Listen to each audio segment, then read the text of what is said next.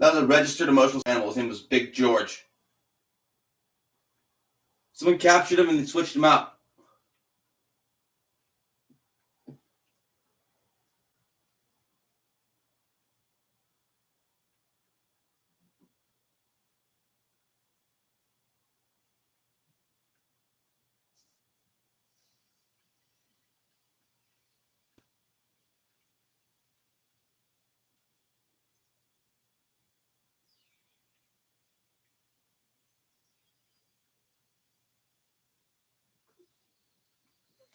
Almost, right?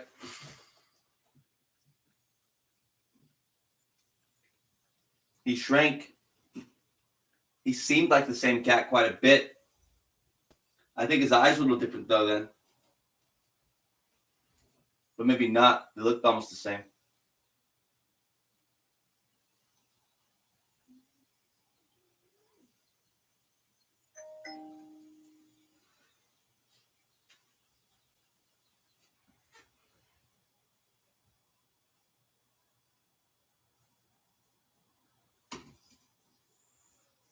Would he be almost unidentifiable to them now? Because they don't have enough pictures or what? There's enough evidence on him somewhere in time.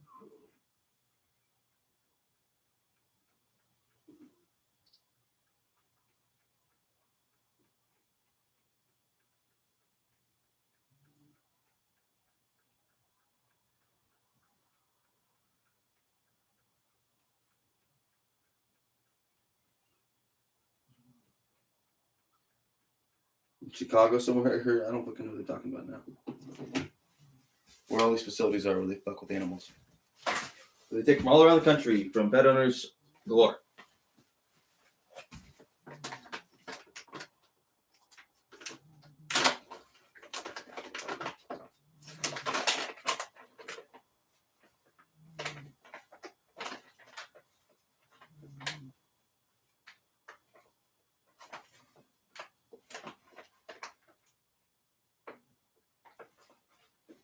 My dead cat.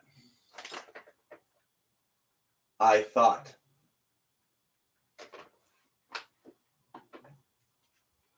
And then I saw him over there in that fucking other yard.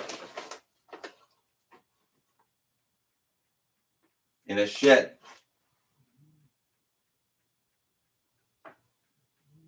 And they put him in a truck and they moved him somewhere else.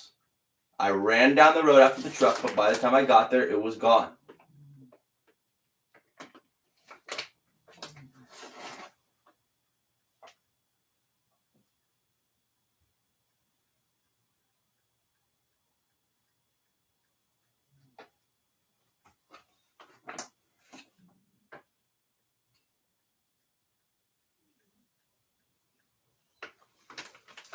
I don't know if that was a delusion, guys. I don't have very good eyes.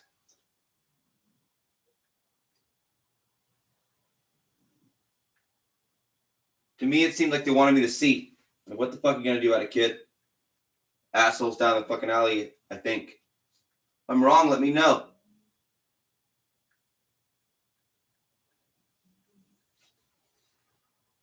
Because that's just what I saw. My fucking eyes.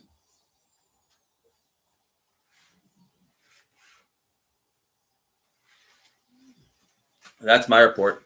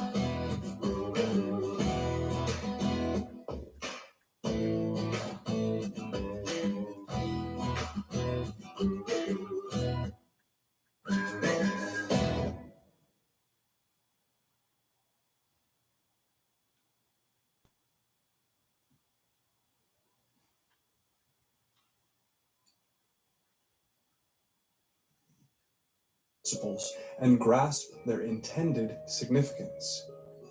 Could there be a problem with how people are conceptualizing the mythical gap of Norse myth?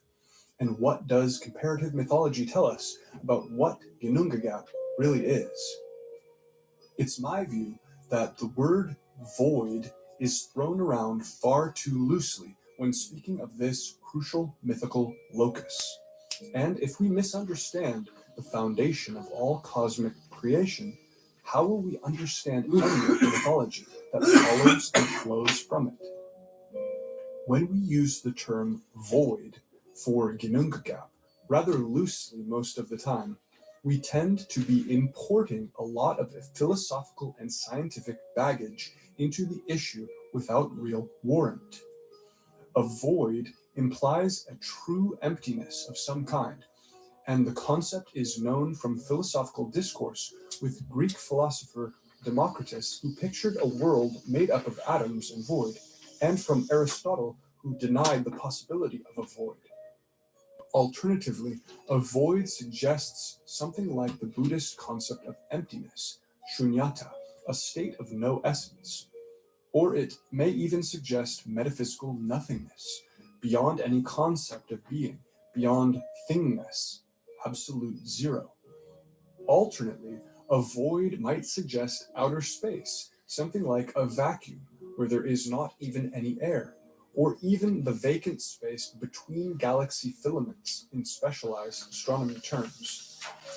What we picture when we hear Ginnungagap matters, because we import these often anachronistic ideas into what is a native Old Norse theological concept that has its own specific meaning, probably going back even farther to Proto-Indo-European times and beyond. We have to unlearn these preconceived framings and let this Norse concept speak, while then adding context from more directly equivalent Indo-European cases, much more carefully. Nothing in the name or description of Ginnungagap actually implies any sort of true void or emptiness. That has to be understood clearly at the beginning. Ginnungagap is indeed a specific thing or place as described in the two Eddas. It is not a nothing, and it is not fully vacant. In the Eddic descriptions, we find a Ginnungagap that is a gap much more like the Grand Canyon is a gap, rather than the way the eternal void of nothingness is a gap. This shouldn't be too surprising to discover, since we still use the word gap to describe gaps in our own physical world, and these are almost never true voids.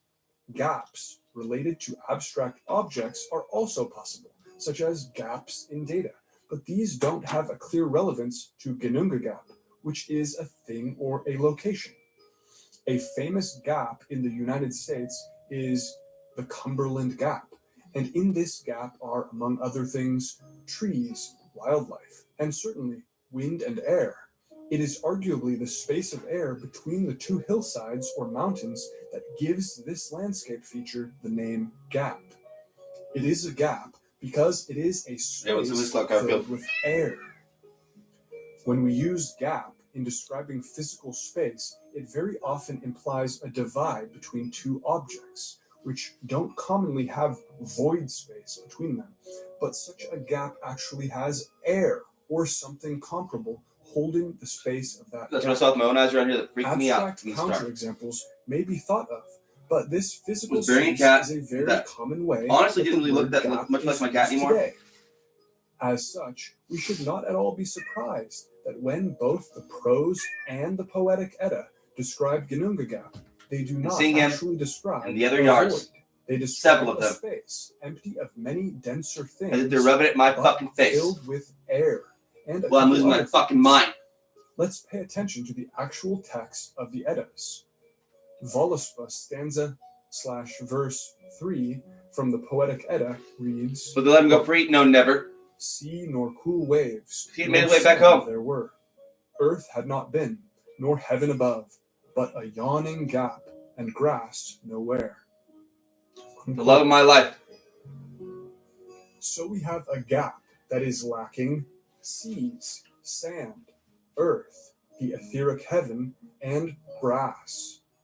This is not everything that can fill a gap, though, as again, air is never said to be lacking here in this description. Air is one thing conspicuously left out of the list of things this poem says Ginnungagap Garfield, is without. I thought he was with If them we too. are reflexively picturing the vacuum of He space, appeared that's out of on us, nowhere. and is not what we have been told by the text. Snorri's Let's investigate description that from the Gylfaginning reads, quote, but Ginnungagap Because there's more one was cat as around here that looked mild like Jordan as Garfield. windless air, unquote. Why is only one Just left other than before mine? this, Snorri says that Ginnungagap is filled from outside with rime and ice from Niflheim, and with sparks and glowing masses. Where'd he come from, guys? But is filled from, quote, within, unquote, by drizzling rain and gusts. Now, putting aside the fact that gusts and windless air are seemingly fucking know that. contradicting descriptions, both of And then I Snorri's lost my descriptions fucking of mind. Ginnungagap describe it in terms of air of some kind. Perhaps the phrase My voice too, almost. mild as windless air, unquote, is more related to its mild temperature, since the rest of that particular sentence also is pointing to the heat and cold I remember the of animal surrounding testing. regions, with Ginnungagap being in the middle and having thus a mild temperature, like the temperature of windless air. Snorri nowhere else directly describes Ginnungagap, We're still what is going. in it or what its innate characteristics are. And so we are left with two statements, both relating it directly to air, both windless and gusty air, but explicitly air. There is also drizzling rain coming from within the gap, so it appears to be like a sort of mildly rainy and breezy gap of air. The rain is only drizzling, and so doesn't seem to dominate the otherwise airy space. They want us to believe it's a police Sparks, state now. masses of ice and fire are able to Which it enter isn't, the is gap it? No, from it's both not. sides and to meet there because Turns it out. is a gap whose gapness comes down to being a chasm of air, Thank God. comparable to a canyon or mountain gap, but on the cosmic scale and at the beginning of all things. There is emphatically no true emptiness or voidness or vacuum described here. That sort of thing is simply never described. This is a space of air between the extreme cold We want and to take hot advantage of places, people like with that. light drizzles in the forecast and gusts Private of people wind often. being emitted from within. And getting away with This it. again fits well with the fact You look that like the this, poetic not like you. never says that air was lacking in the primordial gap. Do my voice again. A lack of air For me, was apparently once again. not the concept that was being communicated, and we have to pay close attention to what the Immediate poets response. Let me say in were certain trying directions. to communicate. It feels from one place to Etymology of another. the name I don't Ginnungagap know, and I tells don't us care more anymore about what else where it's coming the from. poets were I know where I trying to saw get it from. across. I thought. The word gap is Old Norse, and the Wiktionary.com entry has 1. Gap, empty space. But what is meant by empty is not defined here. And 2. Figurative, shouting, crying, gap. And more than that, more than that, and more than that too. As long as we recognize that gap here has the range of meanings I've discussed, and that empty space most often refers to being empty of objects, I but found not Garfield. necessarily empty of air. As far as I know, This is a it reasonable looks a little different now. It When seems to we be the same say cat. a seat is empty, There's other or a cats with parking George space that is look like empty, Garfield. we do not automatically And mean George it as is well. a void or vacuum, but instead But that I picked it has the big nothing George that are but consistent air in it. It is over a empty couple of years. of the object that otherwise fills it. This is the loose colloquial meaning the definition gap. I didn't take many, empty but I have in space video too. here is relying on. This doesn't mean it's impossible for empty space to mean truly empty and void in some contexts, but that is not the specified or most common meaning wanna of do? gap, or even empty Want to scratch my space. box too? That would have to be further specified I know box in a is supposed to given scratch. context. Scratch that one's not for scratching, dude. The Icelandic word Put it up so you gap, can get to it. Good meanwhile, idea. simply means opening. The Swedish word gap means chasm, abyss, opening / breach, or mouth. Drivers, let me know. If we dig deeper into the etymology of Old Norse gap, the root of the word is Old Norse gapa, Okay, yeah, don't do that. G-A-P-A, meaning to gape, to yawn. They're watching now. going back to a Proto-Indo-European word meaning the same, to gape, to yawn, to be wide open. We will notice now that words related to the mouth are repeatedly and intimately related to this Old Norse word gap, because the root of gap implies the action of a mouth, the most ever-present thing to us that gapes and yawns. This word gap is presumably a sort of metaphor of the mouth. That which is a gap is that which gapes and yawns like a mouth. As such, the second meaning listed for Old Norse gap is actually shouting, crying, gab. The implicit mouth-related meaning has not been lost in the word used in the name of Ginnungagap itself, the Old Norse word, as we can see. The Danish word gab derives directly from Old Norse gap and simply means mouth. And so we see the consistency in this underlying meaning and how strongly it carried through. It is probably for these and related reasons that scholar Jan de Vries, whom scholar Rudolf Simek also cites in this definition, called There's more people in the neighborhood with the cat that looks like George and Garfield. I might be missing. Unquote, in his book, Dictionary of Northern Mythology. And let's not forget as we proceed, a mouth is also most commonly filled with air, not with void or vacuum. So the mouth association of the primordial Norse gap has not gone unnoticed, and is never saw before, huh? the word gap itself.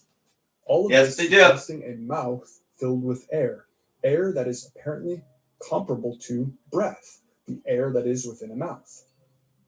De Vries so what? Spain, you guys what? That you do? As translated by Google. Quote, gin, G-I-N-N. My cats are fixed. Meaning deception, falsehood. Compare ginna. 2, prefix, meaning excellent. And they're registered to Compare gin regin, the noble gods. Gin as a motion support animals. So technically, yeah, he's a medical necessity. That's a felony. God. It should be listed down as one too. G-O-D, meaning kidnapping. Particular good. If someone actually saw that happen, other than me. Meaning extraordinary, lively. Compared to Old English, gin, meaning wide, spacious. Ginash, meaning to deceive, to beguile, to conjure. Ginna, meaning switch, magic. A lot of what I mean when I'm pointing over here, pointing over there, pointing over there, and saying, what the fuck did you know? Odin's name. Also dwarf, hawk, eagle, or beguiler, wizard. Ginnungr, meaning fool, also hawk in a poetic sense. Nothing about suffering, do you? In regard to the lure food for the birds of prey. Unquote. De Vries then interprets Ginnungagap as meaning, quote, space filled with magical powers, unquote. Defining Ginnunga roughly as magical powers. So, for De Vries, Ginnungagap is filled with magical powers and is likened to a primordial throat in his words. The idea that the gap is filled with magical powers can, of course, coincide with it being filled with I'm never letting this guy out of my sight again. Either the space or the air itself clearly has a magical potency, since it is at the center of the creation of the cosmos. The air of Ginnungagap, then, is a sort of magical air, as the gap is comparable to a throat or a mouth filled with this magical air.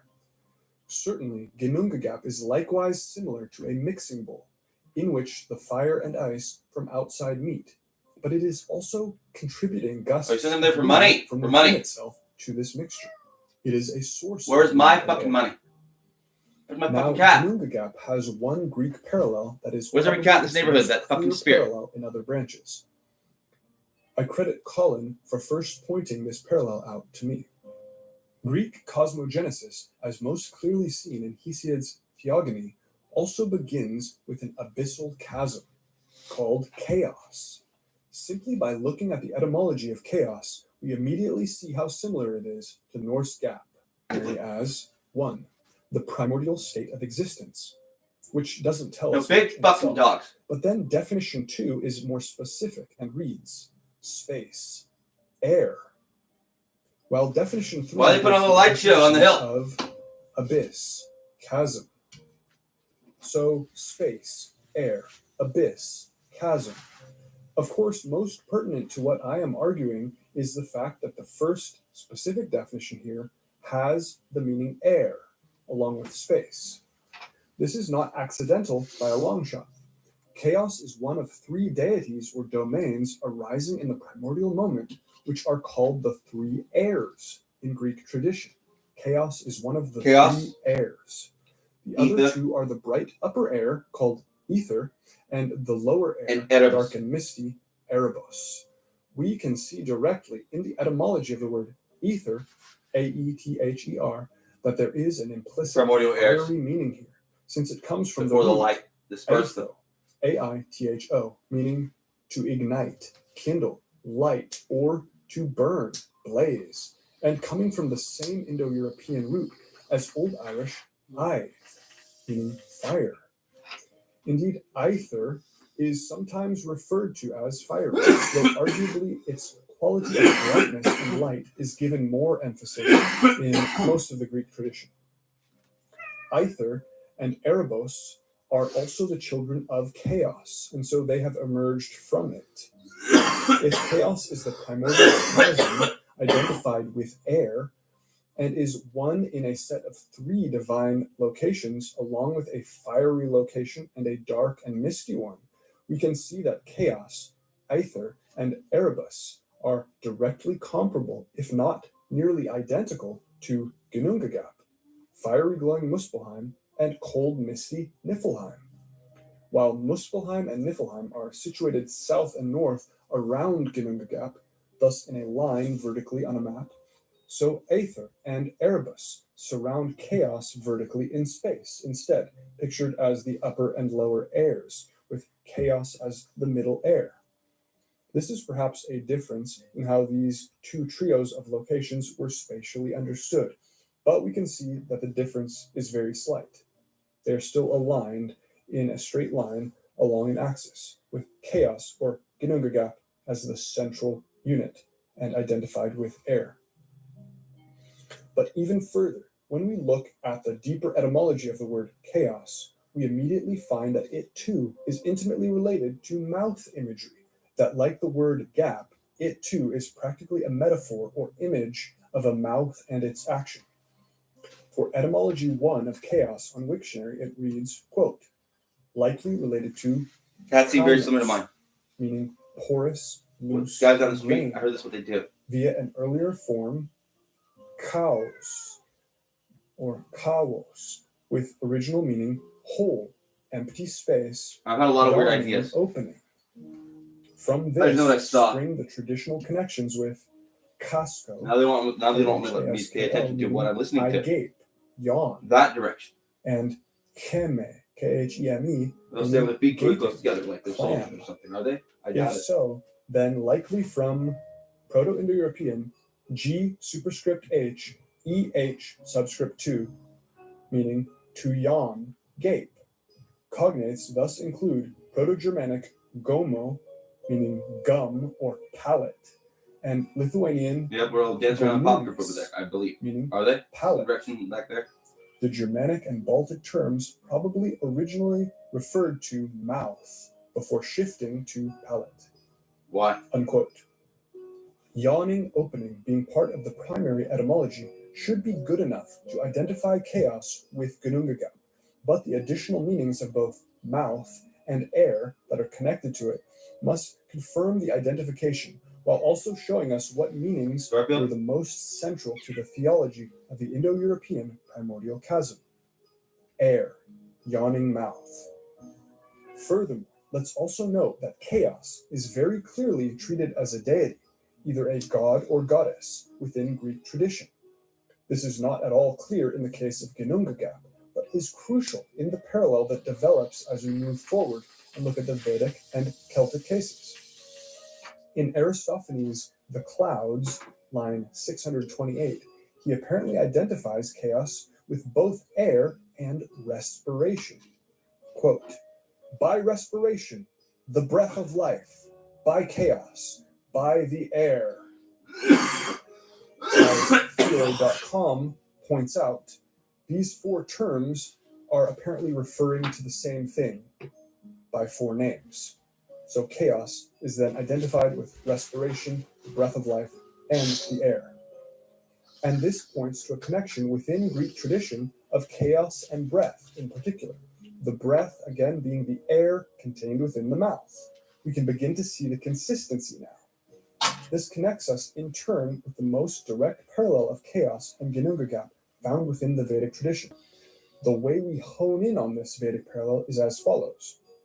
We begin by comparing two important creation accounts to try to assess what the most primordial moment looked like. First, the Nasadiya Sutta of the Rig Veda. Quote, then was not non-existent nor existent. There was no realm of air, no sky beyond it. What covered in and where, and what gave shelter? Was water there, unfathomed depth of water? Death was not then, nor was there aught immortal. No sign was there, the days and nights divider. That one thing, breathless, breathed by its own nature. Apart from it was nothing whatsoever. Unquote. Here we see a state where neither non-existence nor existence was, characterized as primordial waters. But then amid this dark water, that one breathes without breath. It may be interesting to note how breathes without breath bears a slight resemblance to the windless air of Ginnungagap. Brereton and Jameson actually translate this Vedic line as breathed without wind. We are left with a moment of breath that isn't, at least yet, a windy breath. Thus, windless air, windless breath. But let's move on to the second creation account, which zooms in a bit more on some of what is happening, and is also undoubtedly archaic due to how well it has been shown to parallel the other branches. See our Purusha myth stream on this channel. From Shatapatha Brahmana 6.1.1, verse 1, we read, quote, verily, in the beginning there was here the non-existent. As to this, they say, what was that non-existent? The rishis, assuredly, it is they that were the non-existent. As to this, they say, who were those rishis? Those rishis, doubtless, were the vital heirs, inasmuch as before the existence of this universe. They, desiring it, wore themselves out, rish, with toil and austerity. Therefore they are called rishis. Unquote. So we have a state of non-existence, but it is identified directly with the vital heirs, or the pranas in Sanskrit. Prana is, of course, the breath of life, the divine respiration.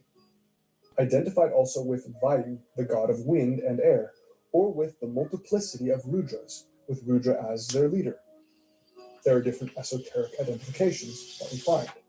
The fact that these vital heirs are non-existent, quote unquote, must imply that they haven't kindled into form and being yet. They are inert, yet filled with potential.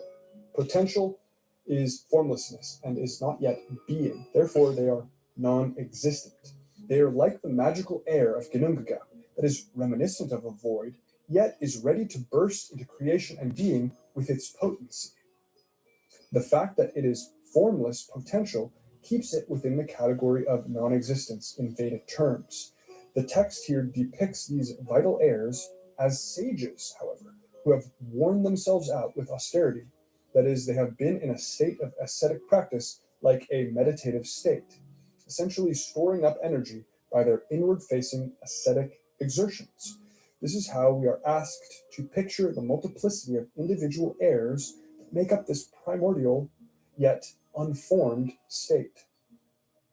The text also then identifies these sages, these vital heirs, as the perfect gods, the one leading the way in action among them being Indra himself.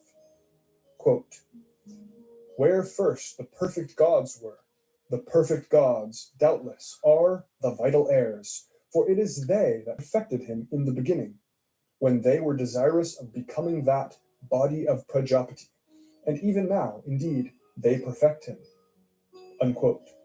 So the vital heirs as a whole are identified with the god of breath and air, prana, or Vayu, or with Rudra as their binding knot and essence. Then each individual vital air is identified with a divine personage as well, Indra being the most prominent one that is identified. Thus, this state of vital airs is both essentially a god, as a group it is a single god identified with prana, Vayu, or Rudra, and also a multiplicity of divinities within that god. You spend most of your life. There is no sense that Being a either puppet. breath or air could ever be The fucking enemy. separate from a divine personality, a god. Except for a in few Vedic things. scripture. Like loving Breath animals. cannot simply be Way too much, I free-floating guess. and unconnected to any god.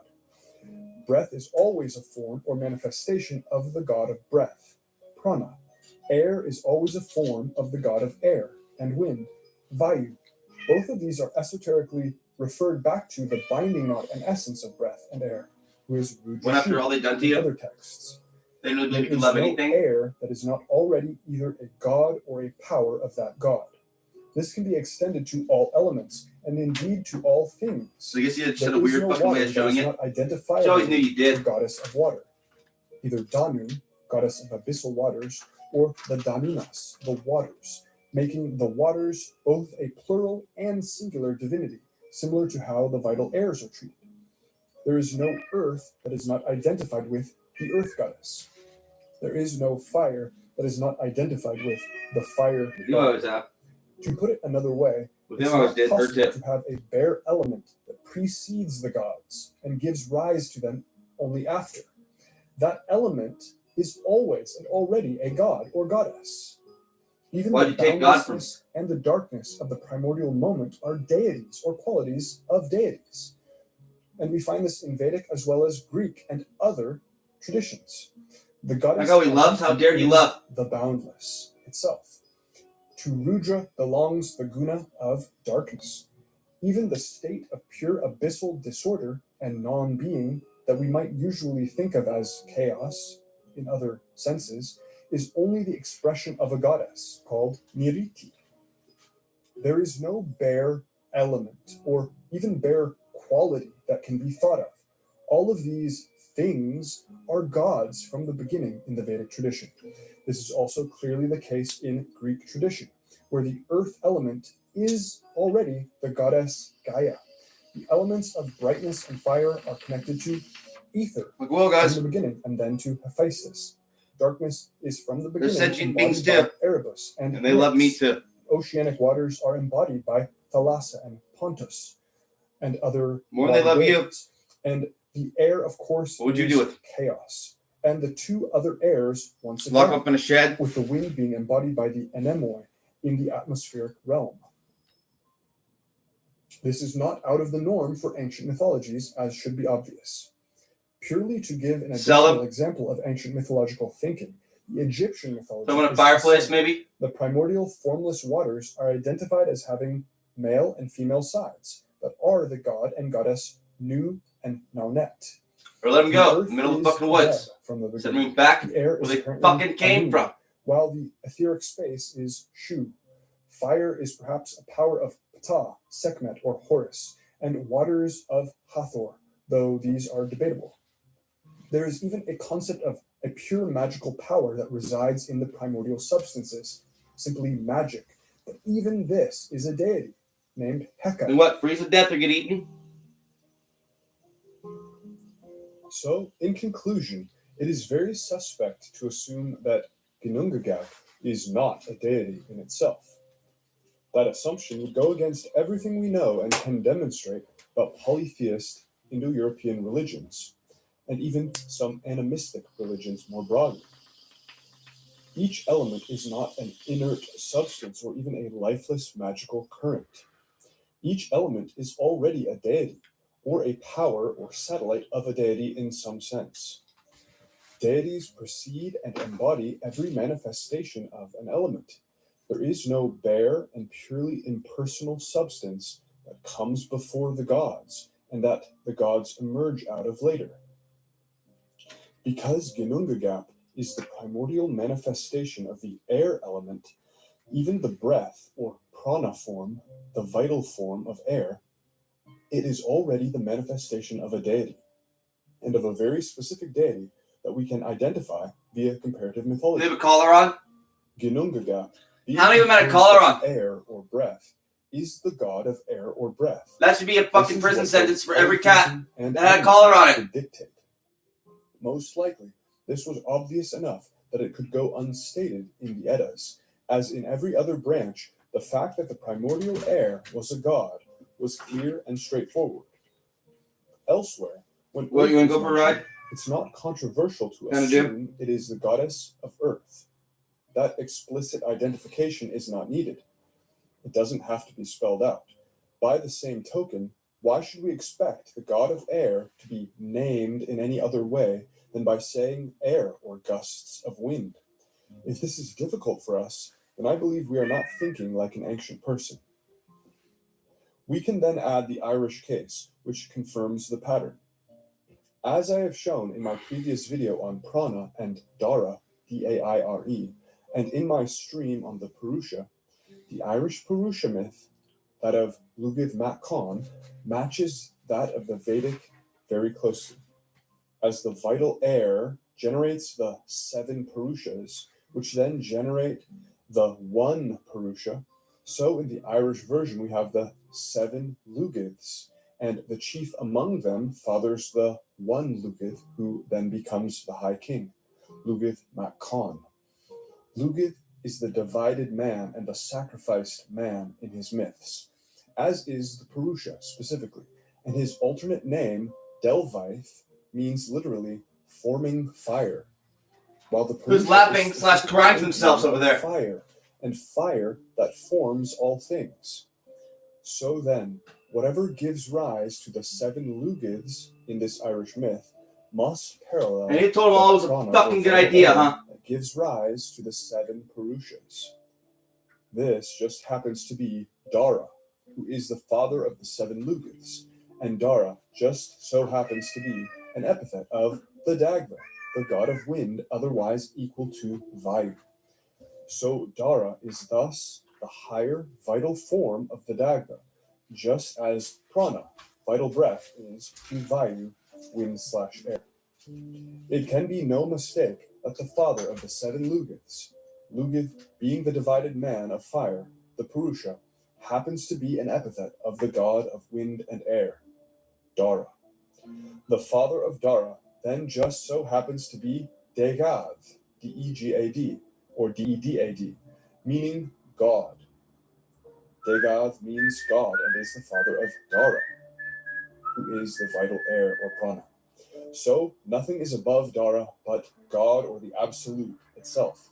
This being exactly the position of the prana in relation to the Absolute or Brahman. The prana is seen as one step removed from the Brahman, like the Brahman's first expression or emission, his breath, and so it is very fitting that Dara is the direct son of Degad, and this in turn confirms that Dara is the god of prana and holds the position equivalent to the vital airs of creation and that of chaos, the first air or first respiration.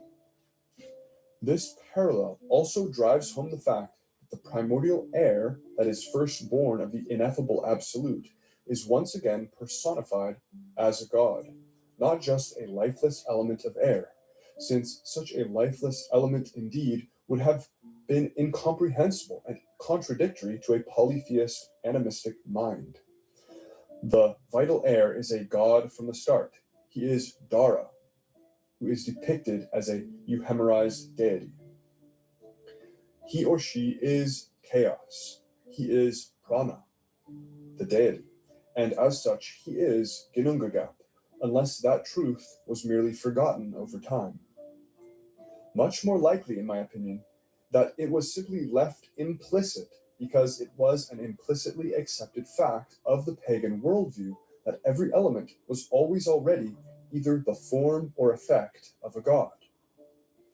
So, in summary, are we ready to actually listen to the words of the Edda and consider that Ginnungagap is made up of air? Every element in any other Indo-European mythology is deified, is a personality, a god. In fire is the fire god. In water is the water goddess. In wind is the wind god. In earth is the earth goddess. In the sun is the sun god or goddess. And in the moon is the moon god or goddess. Every element, as well as feature of the astral domain, has either a god dwelling within it or a god projecting it as their power. Chaos, in Greek tradition, is very explicitly a deity, as is darkness, earth, sky, desire, ether, and everything that appears at the very beginning of things. The same is true in Vedic myth. The unbounded itself is a goddess, Aditi, as is the abyss of non-being, Niriti, as is time, Kala, and of course, the prana air that fills this primordial unbounded abyss like the breath in an open mouth. I pose to you this question. Where is the evidence that an element can exist before and apart from any deity in an Indo-European mythology? Why do so many people assume, without evidence, that Ginnungagap and the air within it are anything other than deities from the start, just because the texts don't explicitly label them for the reader? Perhaps this was not the intent of these particular texts to explain this detail. Doesn't this assumption need serious re-examining? And can we really arrive at a true understanding of the theology and metaphysics of the Norse creation if we get this wrong? Some people have criticized me for making any comparisons at all to Egyptian myth, but this has always been the tradition of comparative mythology, from Eliade to Witzel to Campbell to Herodotus. You don't have to subscribe to any specific theory of common origin or influence to recognize that some mythical structures are shared or otherwise similar between Egyptian and Indo-European mythologies. This is left open-ended in principle. I use Egyptian examples because they can sometimes make these structures more crystal clear in our minds due to how sharply the Egyptians outlined their theological concepts within their myths. The Egyptian myths also give yet another instance of the way in which polytheistic people really thought in the far distant ancient world, and they can function like a mirror to the Indo-European world. In the beginning of one version of the Egyptian creation myth, we have the Ogdoad, 8 primordial deities represented as inhabiting the primordial waters. Now pay attention to what they are gods of. Waters, darkness, unboundedness, and lastly, air, Amun, the most prominent of all of them within the Ogdoad. Quote, these deities represent the 4 conditions present at the beginning of Egyptian creation. Nun and Maunet personify the primeval waters. Nun embodied the primeval ocean, and Maunet, his consort, referred to the counter heaven lying under the primeval ocean. Keku and Kauket personify the darkness which attended the primordial state. Hehu and Hauhet personify the boundlessness and formlessness of the primordial condition. And as an aside, this is similar to Aditi, of course. Amun and Amaunet present some difficulty in ascertaining their precise meaning. Brandon suggested that Amun comes from the root mn, which means hidden. Although Amun became identified with the sun god, Re, during the Middle Kingdom, he was originally known as the god of air and wind. See Mercer, Religion of Ancient Egypt, page 157. Fuck you guys. One can see an association between air and wind and the idea of hidden Burn in hell. Thus, Amun and Amunet You really did, didn't you? personify the hidden air and wind that attended the primordial state. Now, every fucking cat you could in this think neighborhood. directly of Ginnungagap in this comparison. The hidden air and wind that attended the primordial state, Amun. Just roll him out of here, huh? Frankfurt comments on Amun's role. Call her or not, huh? The function of the Ogdoad, the 8 deities here. He states, quote, The most horrible sin you've ever committed in your life. Yep. In later times as the dynamic element By far. of the chaos. The dynamic element of the And if chaos, I win the this, mainspring of creation. yeah, you'll the go to breath prison. of life in dead matter. But this is not the original conception, which simply by means of the Ogdoad made the chaos more specific, more apt to be understood. On the Isle of Flames, the eight mysteriously made the sun god come forth from the waters. Can't just take people's pets. Function was fulfilled. Unquote. And, quote, What my in dad describing said? Amun's Oh, he'd be role in fucking creation, pissed. Brandon wrote, quote, it would therefore seem reasonable to suppose that if Amun did... But it turned out that was true, he assholes. was conceived as such, moving Neighbors. across noon What's your to the excuse beginning again? to stir it into activity, to cause such eddies and convolutions in it, that from its depths the primeval hill began to emerge. Unquote. From Brandon, Creation Legends, page 47. And from Mercer, quote, the fourth pair of the Ogdoad of Hermopolis Magna was the air and wind god Amun, and his consort Amunet. During the Heracleopolitan regime, Amun was adored. But when Thebes prevailed, Amun followed the victors to the Theban Nome, whose capital then was Hermonthis, and not yet the city of Thebes. There he displaced Montu, and when the city of Thebes became the capital, he established himself in it. In the Middle Kingdom, with the capital firmly established at Thebes, Amun became completely identified with the old state god Re, as the famous and mighty Amun-Re, or Amun-Ra. And by the New Kingdom, he had absorbed all the characteristics and attributes of Re, becoming himself the state god Amun-Re, and the physical father of the reigning king, just as Re had been. Indeed, the complete solar doctrine of Re was now applied to Amun-Re. The name Amun, or Imin, I-M-N, is generally thought to mean what is hidden, what is not seen, as references in his hymns clearly show. For example, the hymn to Amun-Re from Budge Fetish 409 through 14, where it says, page 411, quote, thy name is hidden from the children in his, i.e., thy name of Amun. In later times, the name seems to have been connected with the root mn, to abide, to remain, to be permanent, eternal, in accordance with the idea of his everlastingness. He seems to have been given an artificial consort Amunet, but Amunet may have been merely a title of his real spouse Mut, mistress of the two lands. His son was Khonsu. The many hymns and prayers to Amun or Amun-Re, besides other inscriptions, contain references to the numerous titles and attributes of the god.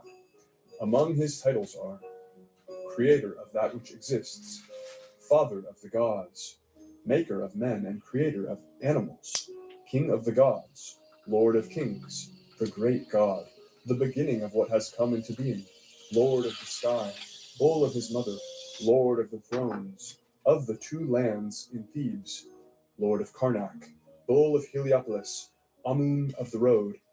As to his attributes, when he came into being, nothing else existed. He was self-created. All gods came into being after him.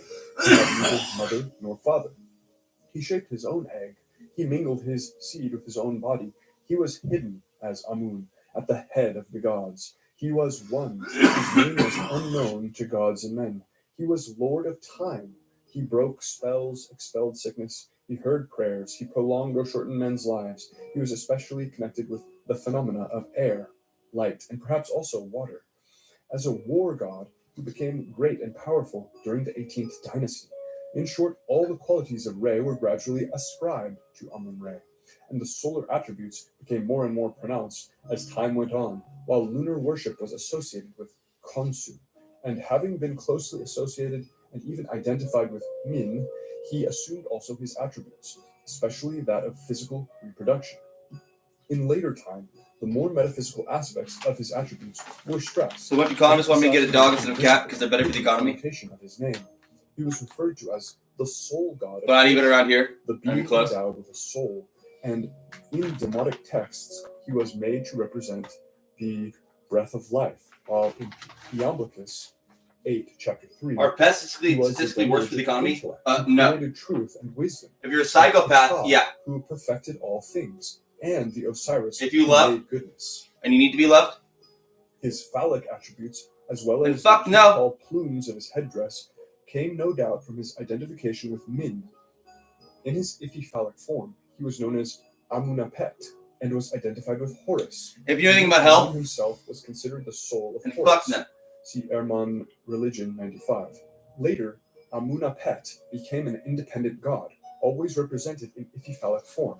And consider here the phallic emphasis with the Dagba. See the Memphite god Ptah and Treat his health, sister mental Dagba health as a separate existed issue. strongly under the Totally influence of separate Osiris and divided. the members of his cycle, especially You're Horus retarded. and Thoth. Consequently, the writer, beginning with a contemplation of the objective world about him, declared that Ptah of Memphis was in reality the originator of Egypt, and that he was acknowledged as such by Atum, the head of the Heliopolitan pantheon, or Ennead.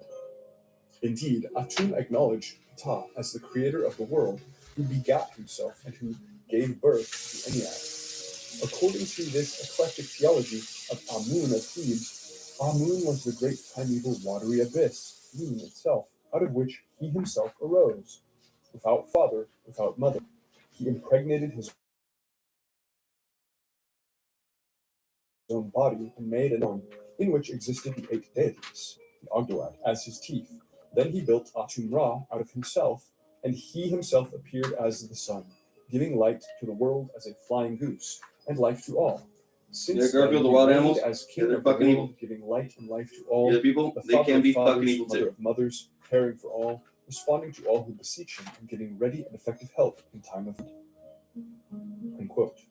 And, quote, the Egyptians saw the separation of waters as an air bubble in the midst of the watery abyss of Nun.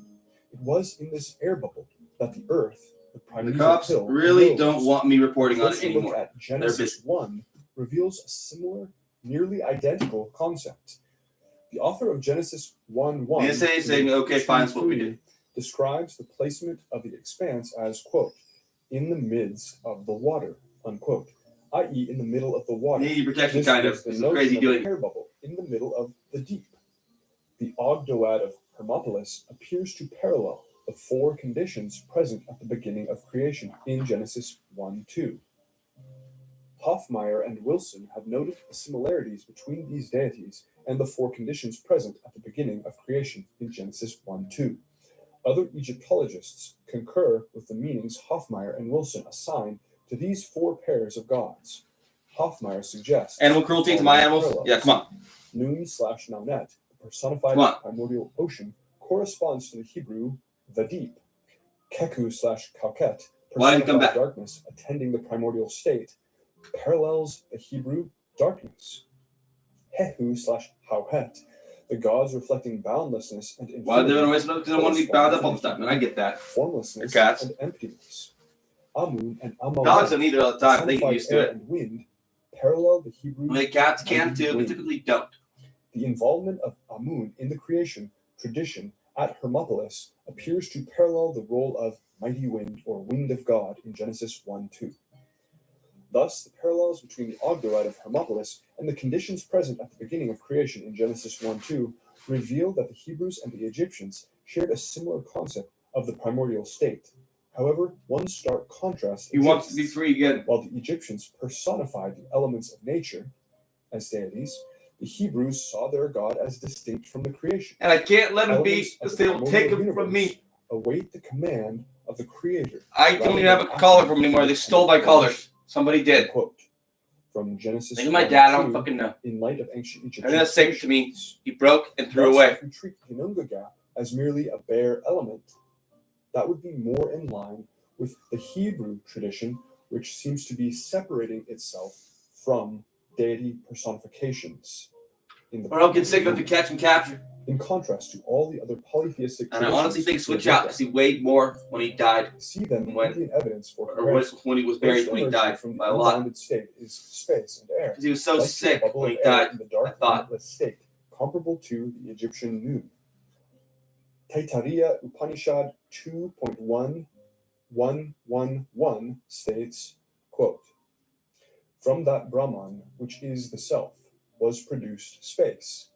From space emerged air. From air was born fire. From fire was created water. From water sprang up earth. Unquote.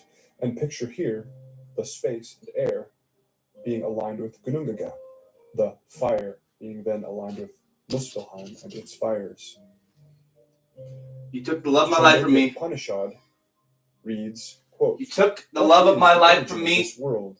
Ether, and he you took replied, the the love For of my all life these from beings me. take their rise from the ether Go to and hell. return into the ether. Ether is older than these. Ether is their rest. Unquote. Importance of ether or akash is explained in the 7th chapter, and its relationship to prana is clarified. Quote, ether or space is better than fire, for in the ether exists both sun and moon, the lightning, stars, and fire, Agni. Through the ether we call, through the ether we hear, through the ether we answer. In the ether or space we rejoice when we are together, and rejoice not when we are separated. In the ether everything is born, and towards the ether everything tends when it is born. Meditate on ether. Akasha Mahabhuta is composed of many components, and prana is one of the major components of Akasha. Unquote.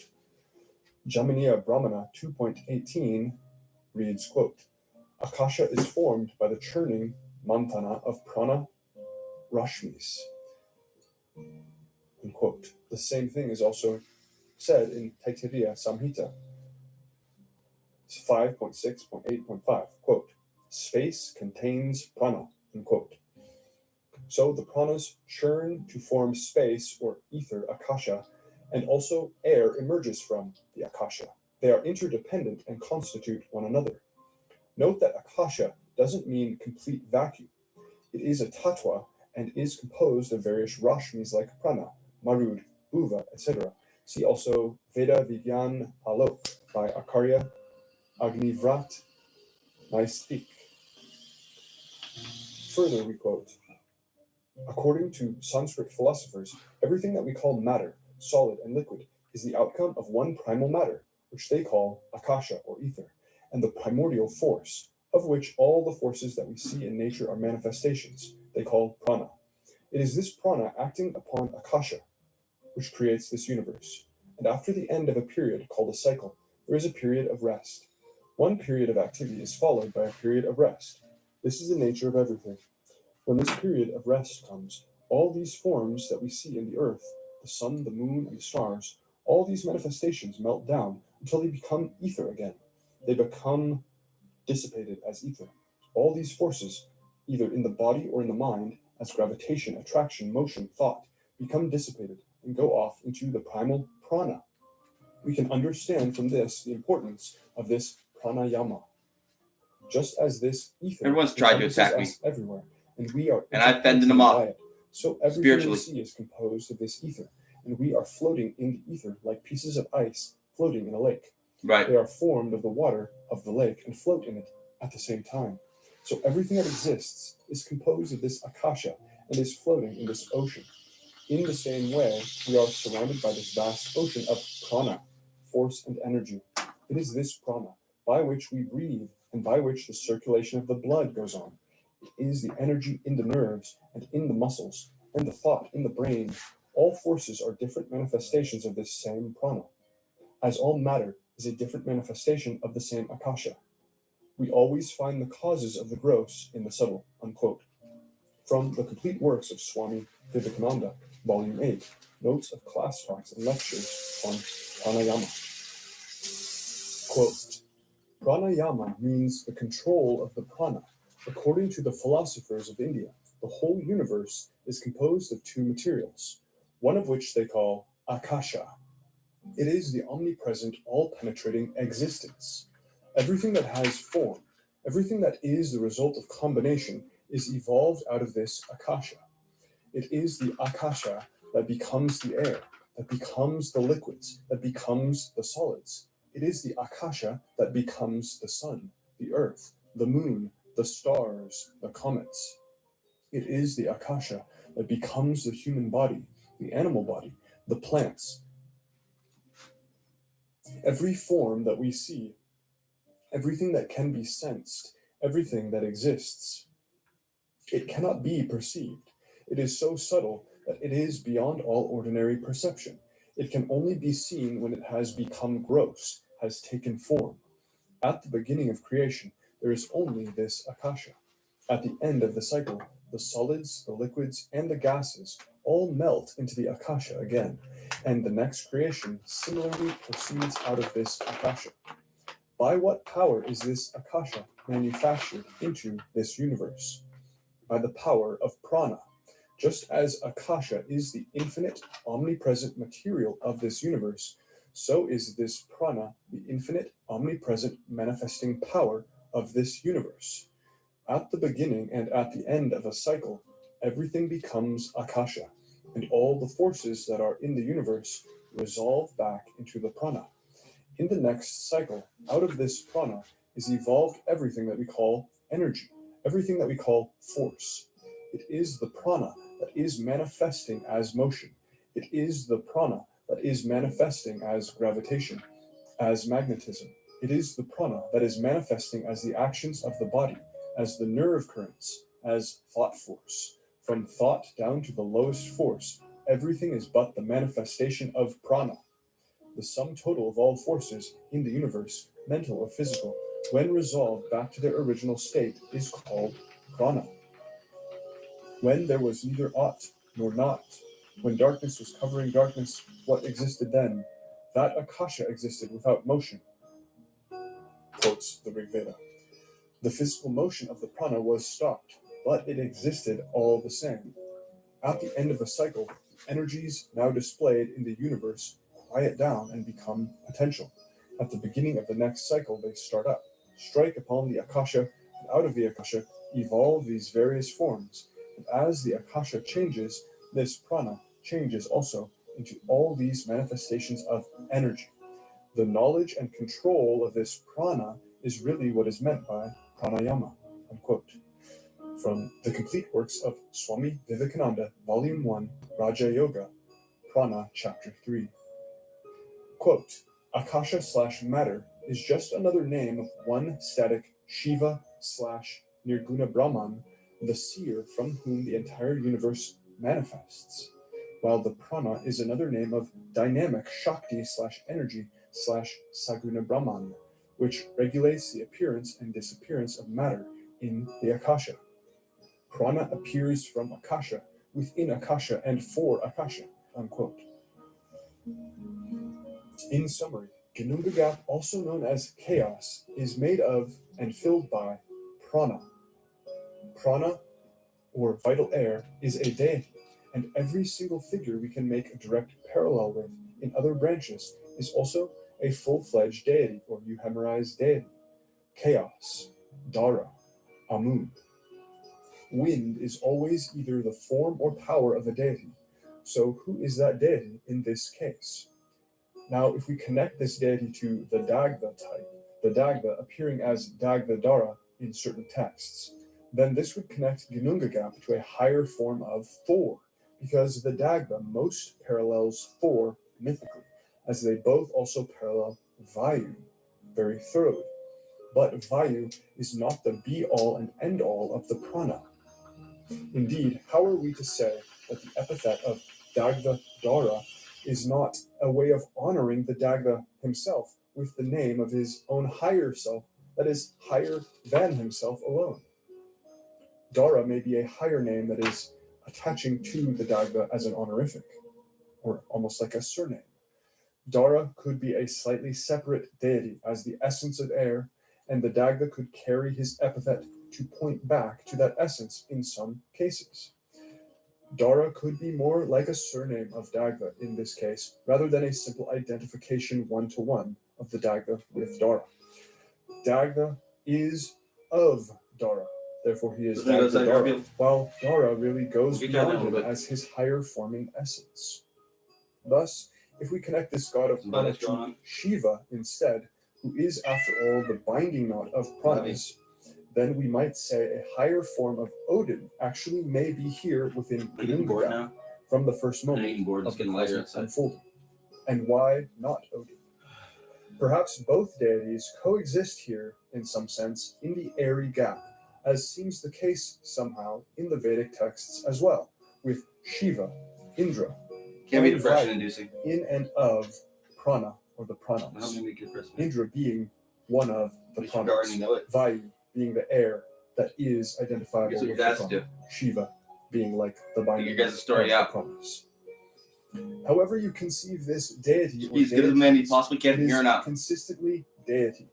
Whether ether, space, Akasha exists alongside it, What can you do coinciding today? with it or not. I'll And call a as such, neurologist. we must rethink Say, I Gunungaga don't think I can make and it. what it means in terms of the I'll ask creation, them again. which always already begins But ask them with it's an option God, to use and like a video God chat. who, as the linguistic clues seem to be emphatically saying, is like the breath within an even greater and more incomprehensible mouth.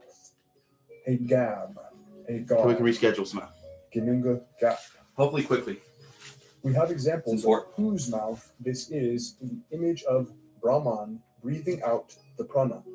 In Ptah, whose mouth is all the other gods, including Incredible method of Amun treatment. and the Ogdoad, and which is like an air bubble. In No, not Manu, really tobacco. I'm not and gonna in fight for that Dara, one. who is called the direct offspring of God, Oh, I enjoy it quite a bit. i.e., Degav. This Too much sometimes? Degav, A little presumably bit. being a name equivalent to Not sure about my Brahman speech. I knew that was gonna or go. Brahman, once again. But my body works My well. book, Taliesin's Strangely, Map, but really The good. Yeah. Comparative Guide to Celtic Somehow. Mythology, is available from Amazon. Link in the description. Make sure to like and subscribe for more as we map the myths. Thank you to my patrons. Consider checking out the Patreon if you appreciate the research I'm publishing and would like to see more of I it. am still worried that someone around here still has that cat and is hurting them to get my attention.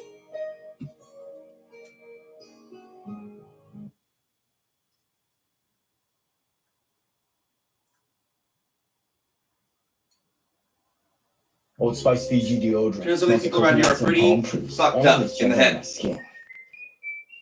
And I have money to protect them somehow.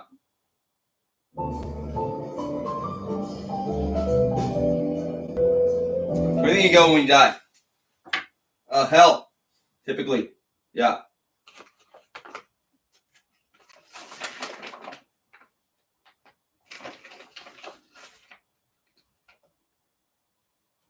Where you go to hell if you don't change your ways? Did she ever really? Hermes thrice great. Some of us did. Just inspiration for the spiritual teaching. But you'll see why.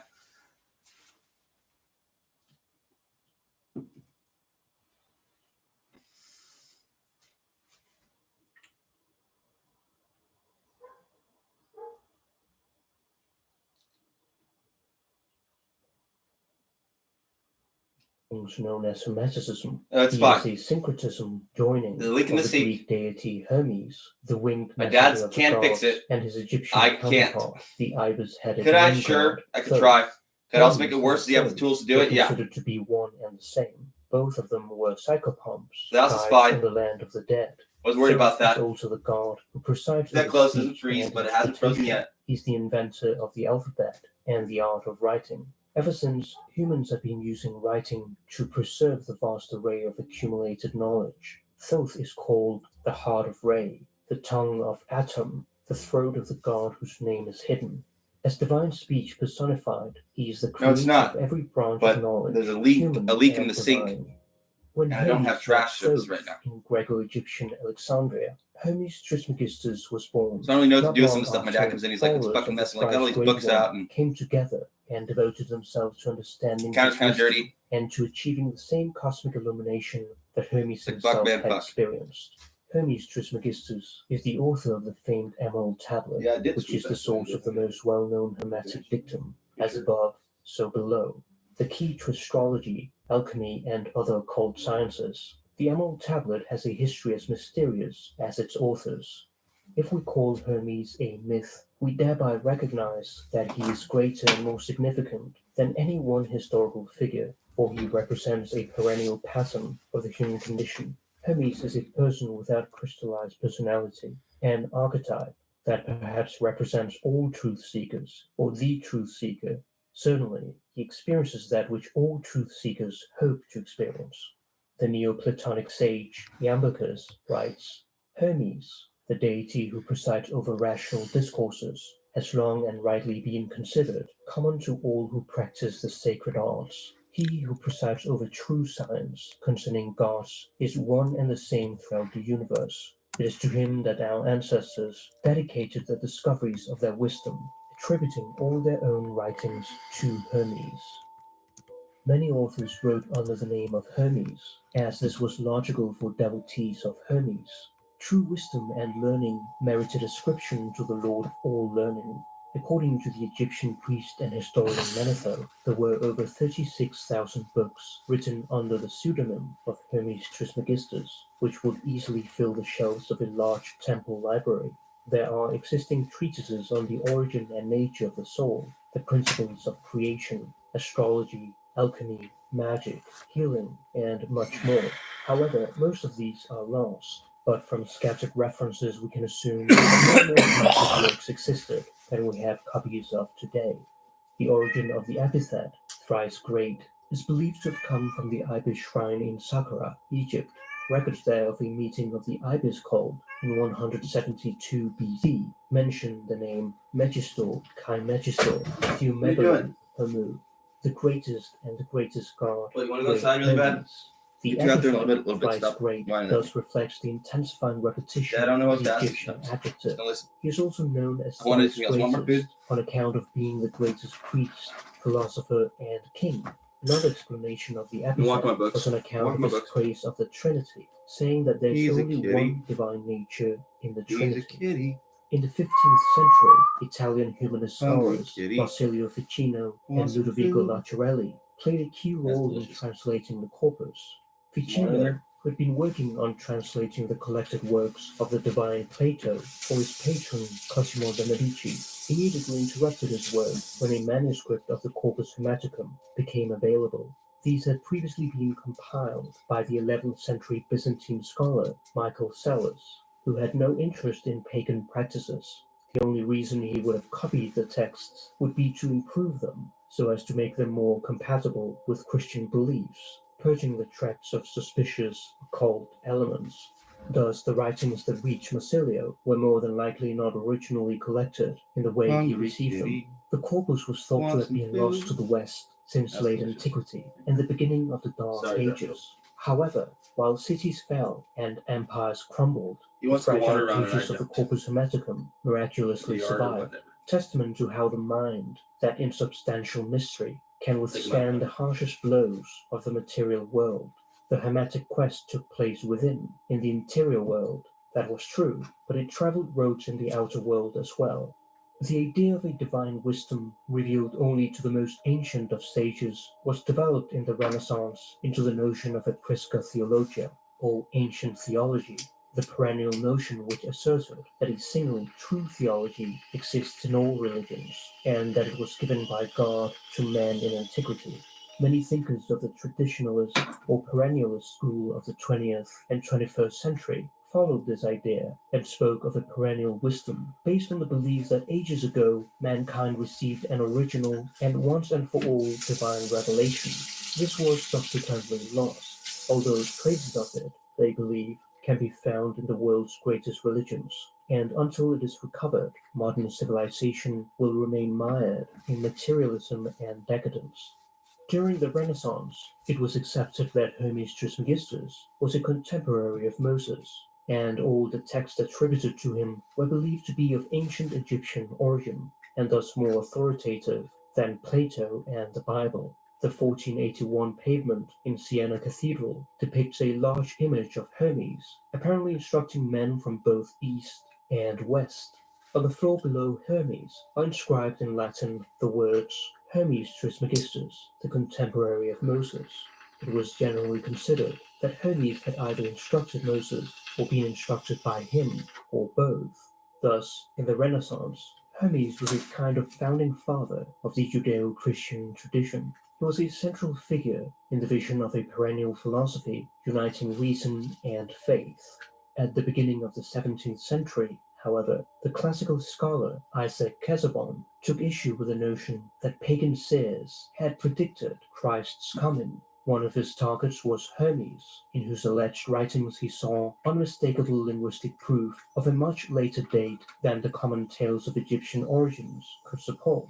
Casaubon detected Platonic, Jewish, and Christian language and ideas, and concluded that the Hermetic teachings date from the early Christian period, between the 1st and 3rd centuries AD, in Alexandria, a city then ruled by Rome, but culturally a cosmopolitan mix of Greek, Egyptian, Jewish, and other traditions. This discovery, combined with a strong anti-Hermetic movement within the Church, and the rise of modern science, evidence of a profound shift in Western consciousness, meant the downfall of the thrice great one.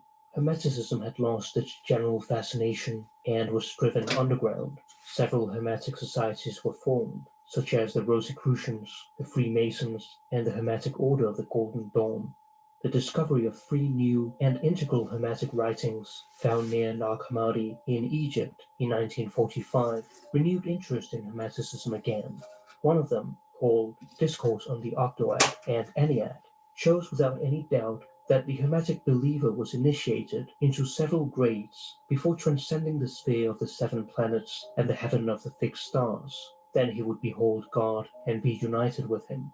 The Dutch scholar Jill Crispel writes, "It is now completely certain I'll leave the door that open there for him. existed Come back and before forth and after a after while. the beginning of the Christian era That in was it anyways. Alexandria, You'll be fine a next secret day. society akin to a Masonic lodge. The members of this group called themselves brethren, were initiated through a baptism of the Spirit, greeted each other with a sacred kiss, celebrated a sacred meal, and read the Hermetic writings as edifying treatises for their spiritual How I get along purpose. with humans has nothing to do with how I get along with my Whether animals. or not there actually existed organized communities of Hermetic devotees, we do not know. It seems plausible that the Hermetic treatises originated in loosely organized circles of people in the educated milieus of Hellenistic Egypt, who almost certainly included people who had experienced altered states of consciousness, and others who were convinced that these experiences were possible. Moreover, criticisms of Casaubon lost much of their force, for even if the Corpus Hermeticum was written down rather late, its concepts could easily be very old and Egyptian, and in fact, the basic principles of emanation of the world as an overflow from God and of man as a ray of sunlight, all is one and one is all, are typically ancient Egyptian. Modern scholars have somewhat artificially but helpfully distinguished between the technical Hermetica Oh no, and you the go through a crazy religious spiritual philosophical awakening Hermetica. instead, The technical Hermetica that deals with topics such as astrology, and then find out what happened to his medicine, cat, botany, alchemy, and magic may go back as far as the and then kill 2nd himself. or 3rd century BC. Thought maybe if just like Some you of the took him and key texts you wouldn't include care. the Liber Hermetis, the Greek magical papyri, the Book of Asclepius, called Because he wasn't walking every day. Genesis, as well as Because the his dad Avalon gave him too much Tablet, milk. among others. On the other hand, He was we at your have dog the 7 few religious times. philosophical Hermetica, a series of religious, mystical, or spiritual teachings of an initiatory character written between the 1st and 3rd centuries AD. The core text is the Corpus Hermeticum, which is a collection of 17 anonymous writings, some of which have not survived intact. The name of this collection can be somewhat misleading, since it contains only a small selection of extant Hermetic texts, whereas the word corpus is usually reserved for the entire body of extant writings related to some author or subject. These writings are original, separate, rather than part of one book. The selection criteria for the bundling are not known. Other texts of the religio-philosophical Hermetica include the slightly longer Latin treatise, the Asclepius, No. texts and fragments collected in Yeah, the let's play the camera. Stobaeus, the 3 No, you say Hermetica something to found me. with the Nag Hammadi codices, the Armenian definitions of Hermes Trismegistus to Asclepius, the Oxford and Vienna fragments, and other fragments by authors and testimonies. Salvation in the largest sense, the resolution of man's fate wherever it finds him, was a common concern of the technical and religio-philosophical Hermetica alike. The purpose of the Hermetica is not to argue the truth of its propositions. Their meaning is No, the change they hypnosis. effect in the hearts of the readers Alleged. in awakening them to the truth. For this to take place, it is important to have a translation that reflects Pretty much the Small talks about me too in original worse ways, intent turns of out. these writings. So, where should one start learning about Hermeticism? It is not uncommon for people to first encounter Hermetic teachings in the Kabbalion by the 3 initiates. However, this is not an ancient text. Many of What the they can say, teachings we're are not justified. representative of new thought, and a lot of the content is not found in the classical Hermetic texts. This is not to My perspective discount at all. its importance in Most popularizing of ours. the Hermetic teachings and helping people to rediscover the ancient texts. In fact, it can be an excellent gateway to the original sources.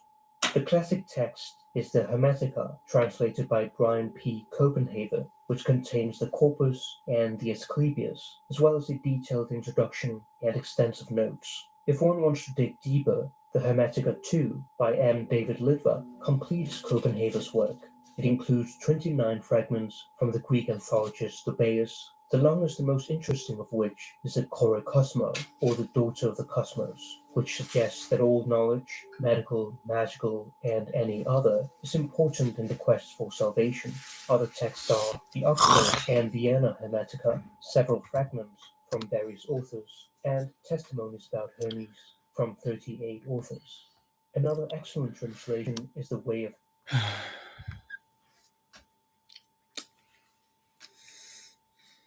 All right, Garfield. Let's go outside for a little while. Take you around. I really don't want to.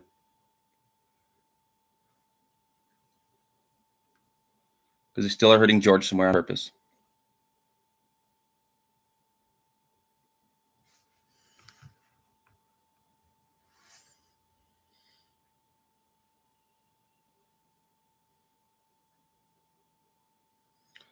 They are still hurting George somewhere on purpose. It's making me really fucking lazy, dude.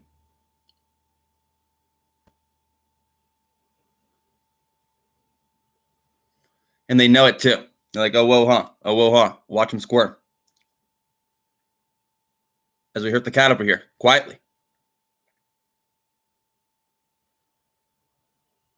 Because he's saying too much or what, assholes? I'm not going to stop this one. You're fucking evil.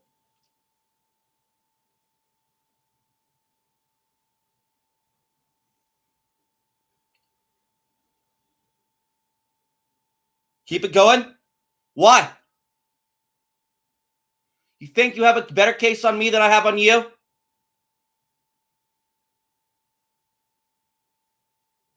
Then why are you still trying so hard to get me to kill myself?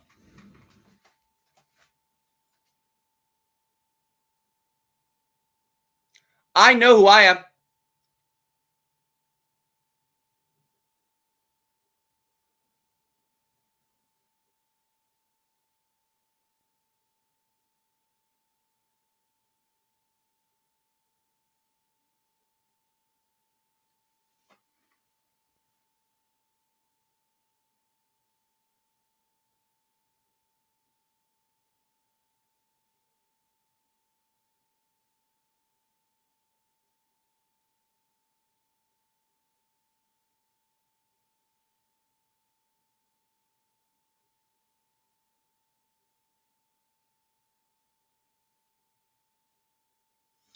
Who's testing on cats? Who the fuck thinks it's okay to test on cats around me?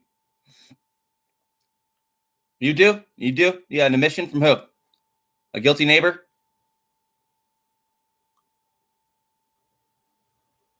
Who really thought it was okay to do this shit to people?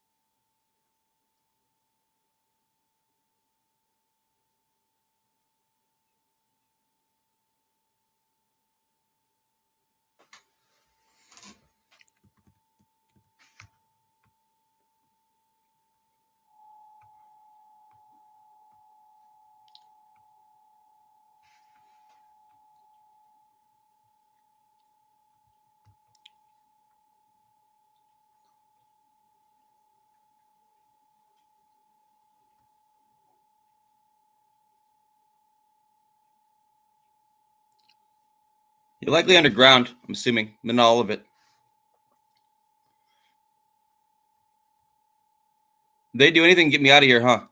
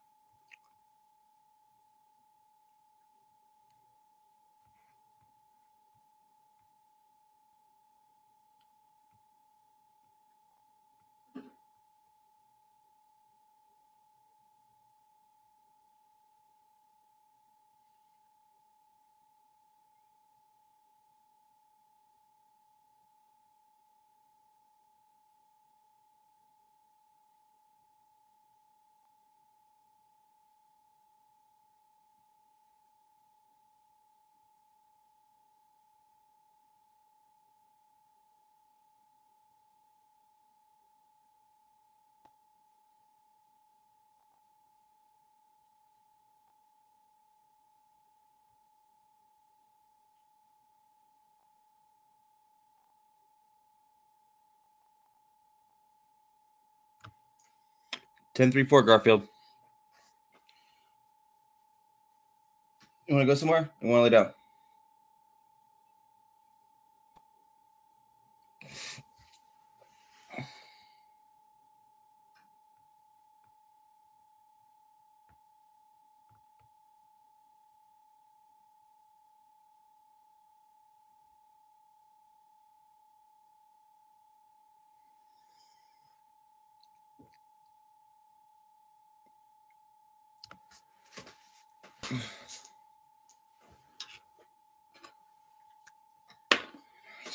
So fucking hard and so fucking hard, seemingly. Every time my eyes go quicker, it gets fucking harder. And they know it too. That's like the reset thing on me.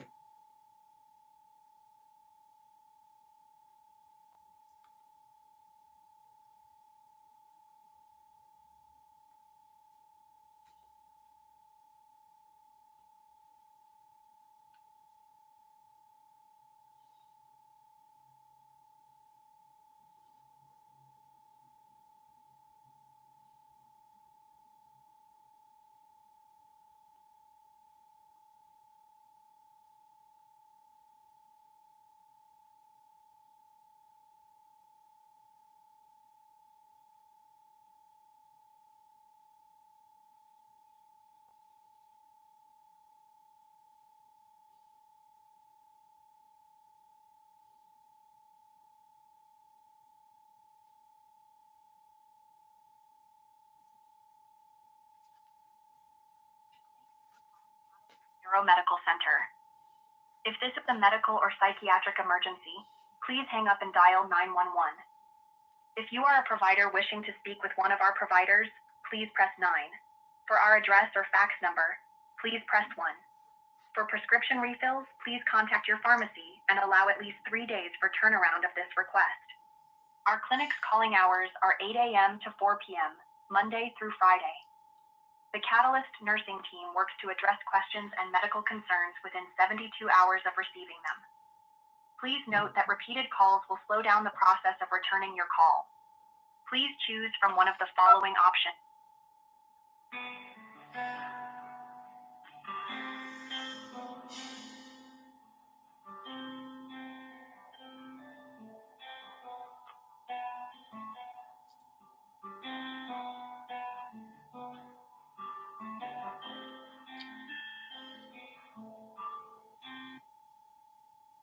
Please leave a message including your name and phone number where you can be reached. We will return your call at our earliest opportunity.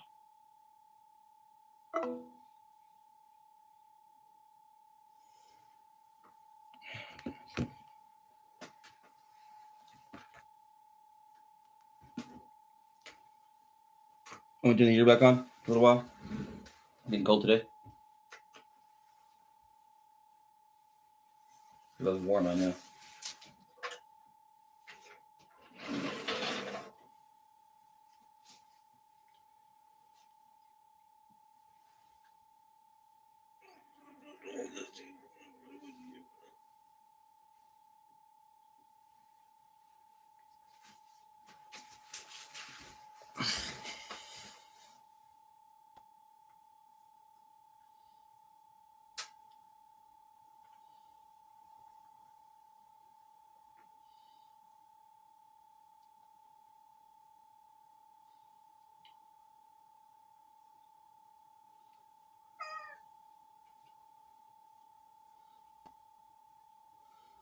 Well, if there is something about us, and I'm still one of these files out there. It'd be interesting. Loosely.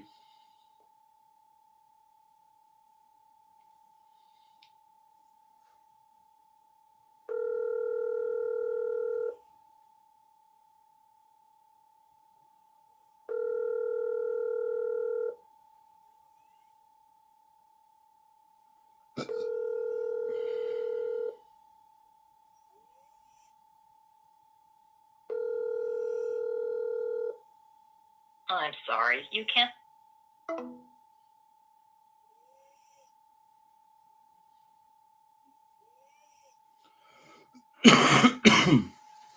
You good?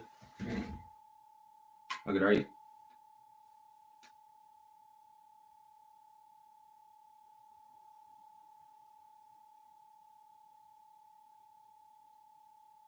Come on. I'll get my shoes on. Socks too. Make this a hassle every time I try to.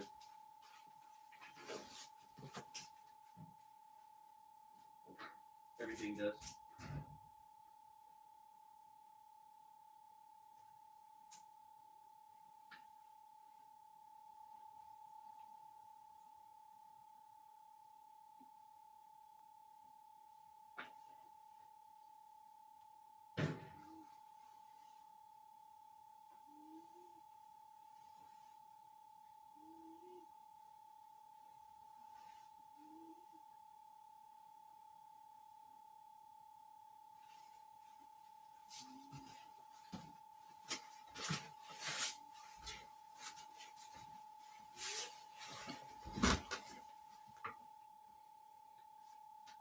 Rebirth, that's how.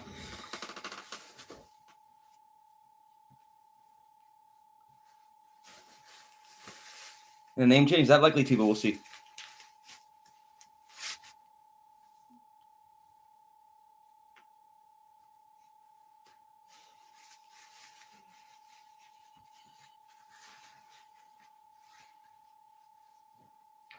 For Garfield, well, he's Prince Gerard.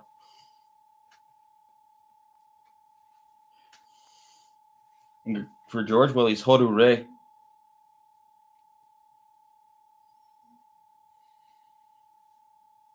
And Precious, well, she's Precious, man.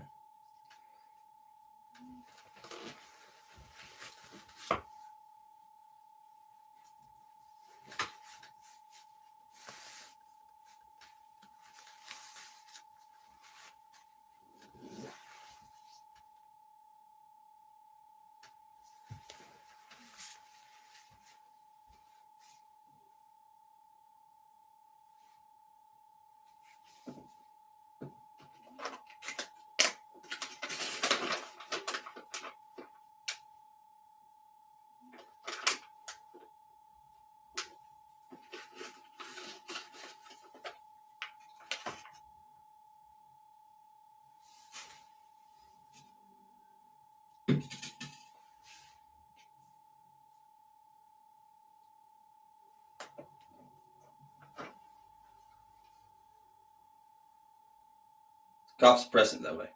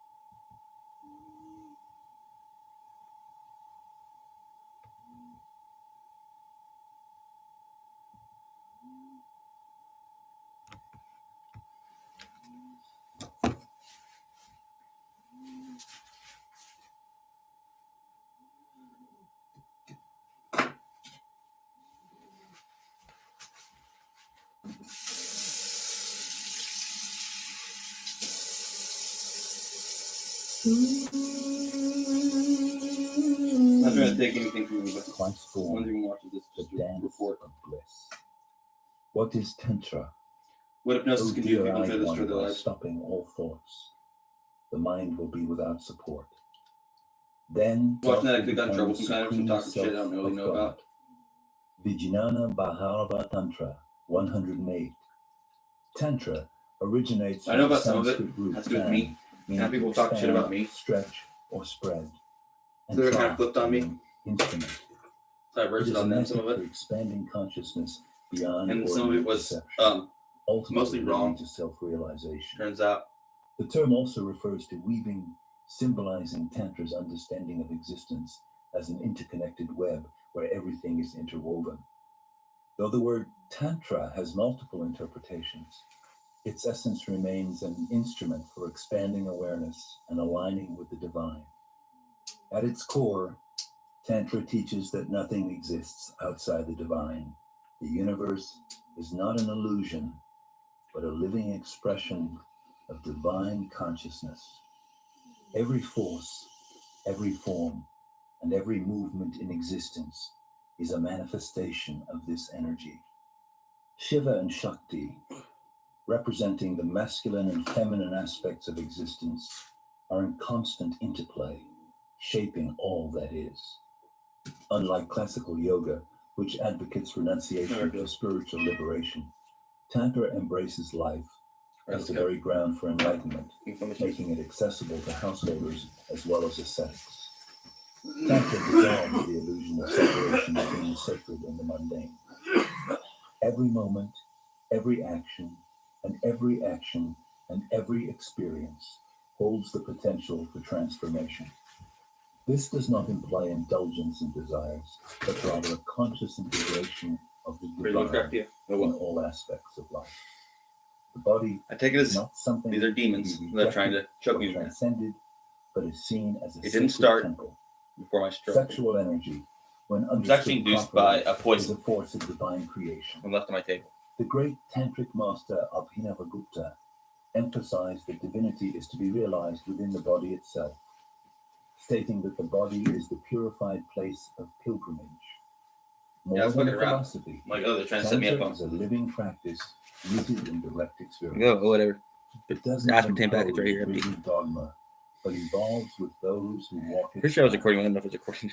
When approached with wisdom, Tantra leads to deep joy, love, and spiritual ecstasy, turning the ordinary into a gateway to the infinite. I was ever been using this Many like YouTube. misunderstand Tantra, mistaking The it for last resort. sorcery, black Get everything magic, recorded. or strange Why are you trying to rituals. teach people something about the Its universe, but texts you're are failing? often encoded with Because you got a bunch of symbols, other people's names involved, making them but you like inaccessible the poor and without spirit will inherit the universe. So I had a bunch of This words has in there, a led bunch of to languages I want people to go through one day. misrepresentations, I'm not taking these stories too associated with seriously. harmful or forbidden Some of the names. practices. Except for In my cats. reality, Tantra Big George, is Horder a Red, path of inner transformation and spiritual Garfield, awakening. Precious. One of the The most languages common that came through, misunderstandings really, is really the important. Western association of Tantra with sex. While certain Tantric Every time I try the cat paths one, they use would always sexual try to energy as a interrupt means it. of They're good at that. Tantra itself is Aka not sampa focused on sikampari sexuality. sampapari shikal When sampari practiced shield. in the right context, lovemaking You know what I mean? is seen as a They're already sacred ready for it. ritual, Because they don't know the a words. way to They move just make it up beyond the and say mind shill at the end and because enter they say higher that that's states of how they can say that they're possessing me. However, Tantra A human never being. promotes sexuality for Not time yet. knows as sacred and to be used with awareness and reverence. I don't want to say it that way, but I Another think so. misconception is that Tantra is primitive polytheism because of its deities. In truth, the gods and goddesses of Tantra are not external beings, but representations of universal energies. The Who knows how deities big serve this is, as guys? symbols guiding the practitioner beyond form What they're trying to to do the secretly. formless reality. The Vijnana Bhairava Tantra states that supreme awakening occurs when the seeker realizes the divine is within.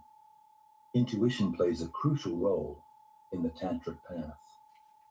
Tantra does not rely solely on intellectual study, but emphasizes direct experience and inner knowing. It teaches that intuition is a bridge between the seen and the unseen, guiding individuals toward alignment with the flow of the universe. Synchronicities, meaningful coincidences, are viewed as messages from the deeper intelligence of existence. By attuning to these signs, a practitioner moves in harmony with the cosmic rhythm. Tantra encourages listening to these subtle messages. Trust me, I've been baptized in the They best. reveal the interconnectedness of all things. Above all, Tantra is a path of love and devotion. Its rituals are not mere I formalities, feel bad. but a means Very of guilty. training the mind to see try to be divinity quiet. in all Garfield. things. To live Tantra He likes him, his is dad not reminds him, just to he is understand God, its philosophy, and he knows that but he to is God. embody it fully. This is the essence of self-realization. What do you guys know that Garfield doesn't know Experiencing all of existence as sacred. about the universe and how it works? I don't know if you know much more than my cat knows now. Body to mind, mind to heart, thought to the fourth state, and this is the path of transcendence. The purpose of And this George section of the never book did, is to turns highlight out. the hurdles a Me person either. faces on But this they're my path. ideas. In theory, everything may seem easy, All right, Garfield, let's go for a but walk. in practice, even Tantra can become dogma. The mind can become its own enemy, and the body can grow weak. To prepare both the body and mind, various techniques are available.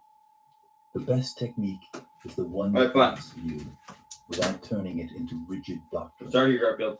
Rather than getting lost in unnecessary details, Of course we I will can, explore Garfield. the available methods and how a practitioner can adapt and enhance them to suit their individual needs. Before delving into further details, let us explore the fourth state in the context of Tantra and its significance in this practice. Just as a bird must rest when it is weary, the seeker must find stillness to regain strength. The journey from the body to the fourth state is the process of true transcendence, a shift in awareness from the material to the formless. It begins with the body, the foundation of existence, where survival instincts, desires, and sensations dictate action. The body demands and the mind responds, shaping thoughts around pleasure, pain, and necessity. Most people remain bound here, trapped in the cycle of fulfilling bodily needs without questioning their deeper nature. As awareness expands, attention moves to the mind, the realm of thoughts, logic, and reasoning. The mind seeks to organize and understand, interpreting the world through concepts and patterns. It begins to question existence, searching for meaning beyond physical survival. Yet the mind is limited, bound by dualities, unable to perceive the deeper truth. It analyzes but does not experience. To move beyond this limitation, one must descend into the heart, the center of deeper knowing, intuition, and interconnectedness. The heart does not process through logic, but through direct experience. It feels unity where the mind sees separation. Here, love, surrender, and stillness arise, dissolving the rigid structures of thought. Doesn't matter.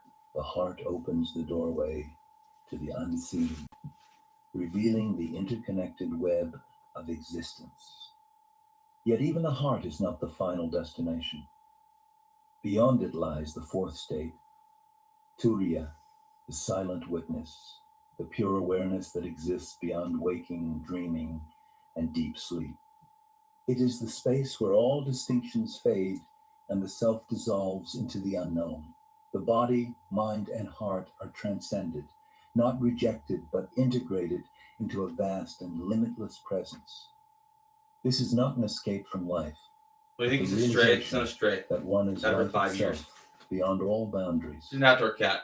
To attain true mastery, one must move through the body, mind, and heart to the fourth state, where the body is revitalized, energy is refined, and unwanted emotions are released and transmuted.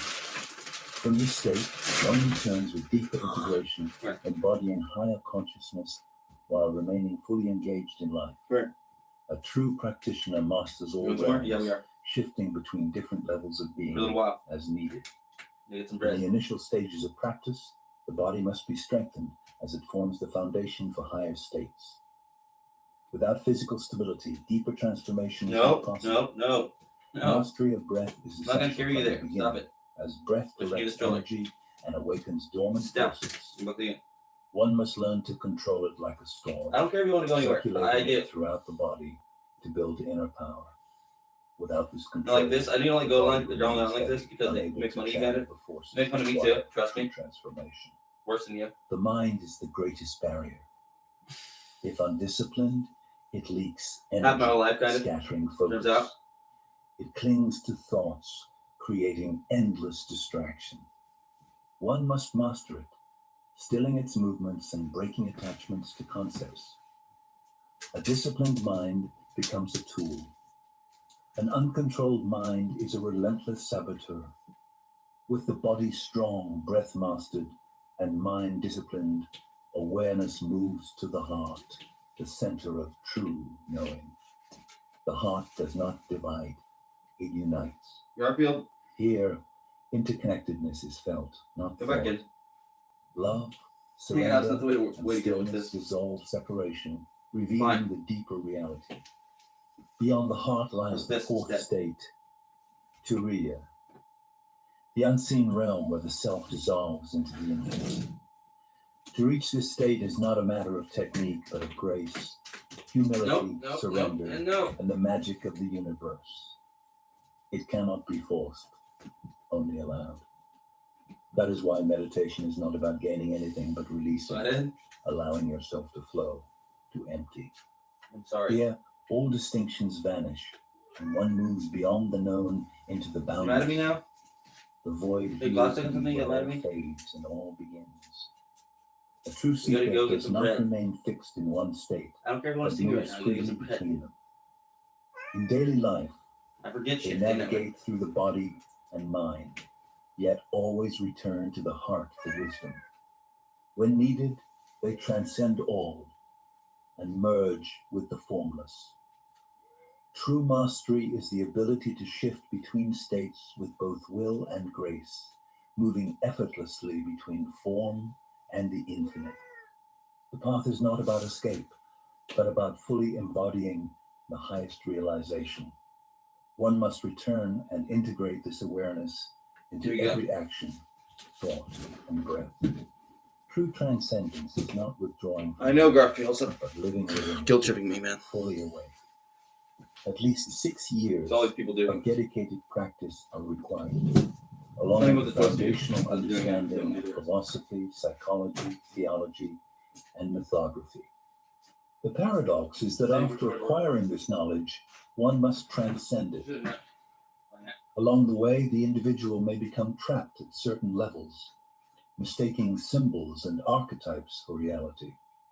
The mind clings, turning tools into cages. The process then becomes one of continuous dissolution, breaking every construct into smaller and smaller fragments. This mirrors the alchemical law of solvit coagula, the principle of breaking down all forms until nothing remains but the indescribable.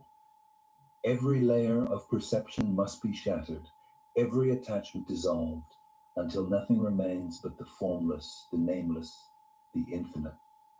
And from that emptiness, it is rebuilt. The journey within.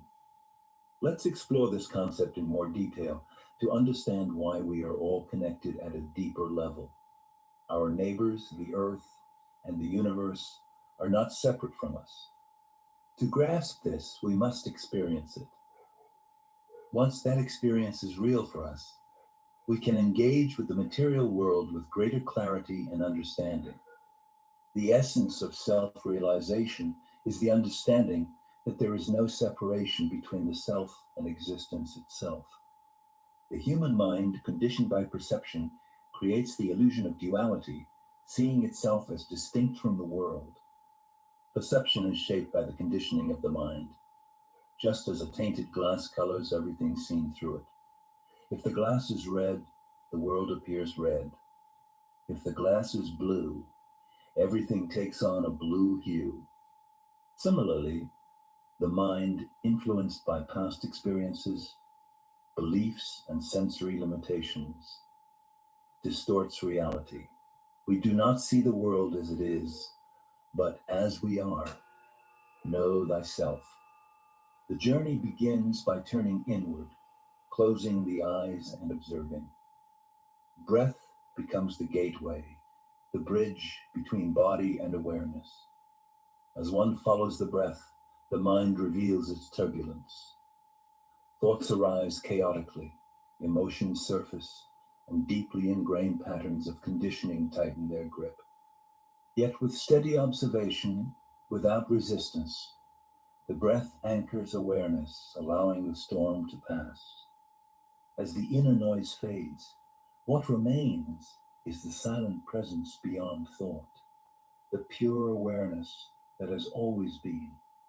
This is the essence of non-dual realization. You are not separate from consciousness. You are consciousness. You are not merely within existence. You are existence itself. Carl Jung's exploration of the human psyche provides a profound psychological framework for this journey. He described 3 layers of the mind that every seeker must pass through, much like the stages of the hero's journey, a universal path of transformation found in myths, religions, and spiritual traditions across cultures. First layer is the conscious mind, where identity is shaped by thoughts, beliefs, and sensory perception. This is the world of the known, where one functions according to conditioned patterns without questioning reality. At this stage, the individual sees the self as separate from existence, unaware of the deeper forces shaping their perception. But the journey inward disrupts this certainty. The seeker begins to question, to challenge assumptions, to peel away the layers of illusion. This descent leads to the personal subconscious, where hidden fears, suppressed emotions, and past traumas rise to the surface. Here one confronts the shadow, the aspects of the self that have been ignored or denied. Many turn back at this point, unwilling to face what lies beneath. Yet, as Jung taught, one does not become enlightened by imagining figures of light, but by making the darkness conscious. For those who persist, the next threshold is the collective unconscious, the vast and ancient realm of archetypes, symbols, and inherited memories shared by all of humanity. This is the mythic domain where imagination, fantasy, and illusion merge with reality. It is the realm of gods, demons, tricksters, and sages, not as literal beings, but as symbols arising from the depths of the psyche. Joseph Campbell described myths as masks of unity, expressions of the fundamental forces that shape existence.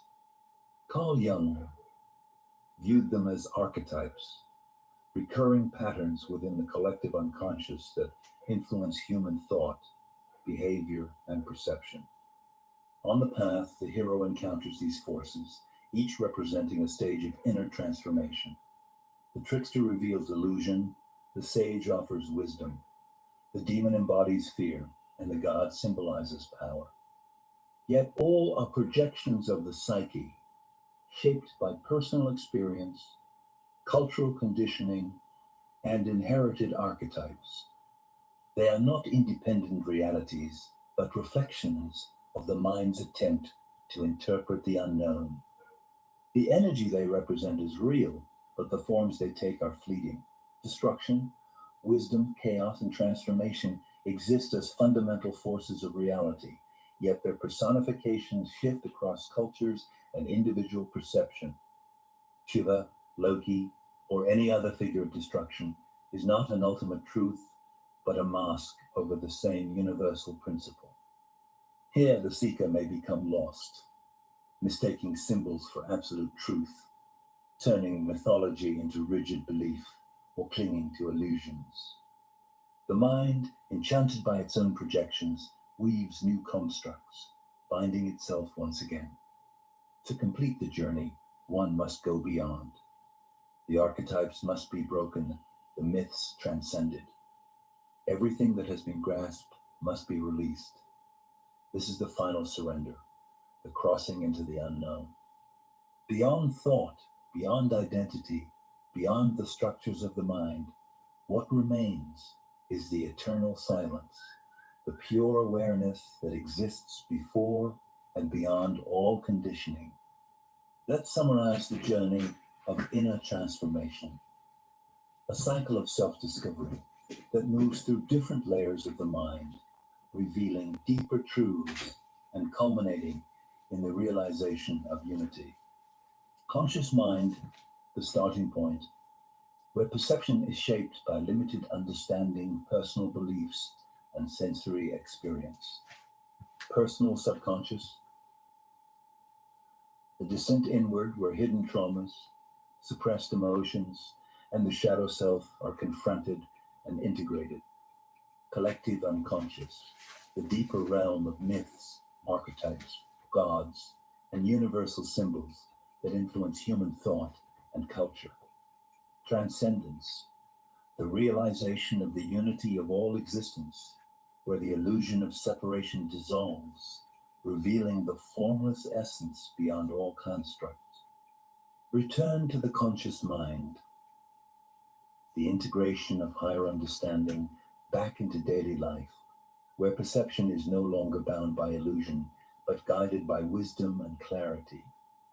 All of this journey through the layers of the psyche, from the conscious mind to the subconscious, into the collective unconscious, and finally to the realization of unity, can be achieved through meditation by Garfield? simply sitting quietly and breathing.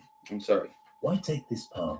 I know it's springtime, Because that's where without you're it, being you pulled remain towards. trapped in ignorance, But where are you being pulled towards? blindly reacting, And why? repeating the same destructive patterns. Caught It in feels the as if you're cycle getting of pulled again. cause and effect. We Like chase that. illusions, harm ourselves and Okay, in each here, other. I would prefer to be Believing outside we though are quite a bit. separate. And I kind of want to be alone when I'm But through outside, so I can direct hunt. experience, not theory, It's we driving me awaken to a crazy. deeper understanding. We Cats stop are acting seasonal. out of selfishness, So are we, receiving without turns out. thought, using and exploiting one another. We see that we are not Garfield, isolated I understand. beings, but one interconnected Can't you organism. just walk around And with me with though? that awareness Instead of comes getting come down responsibility. and go in the house? Can't you Living just walk around in with your dad on a leash? Divinity Instead of having to dwells hunt? in the void as well as in celebration. Within you there is void and there is celebration.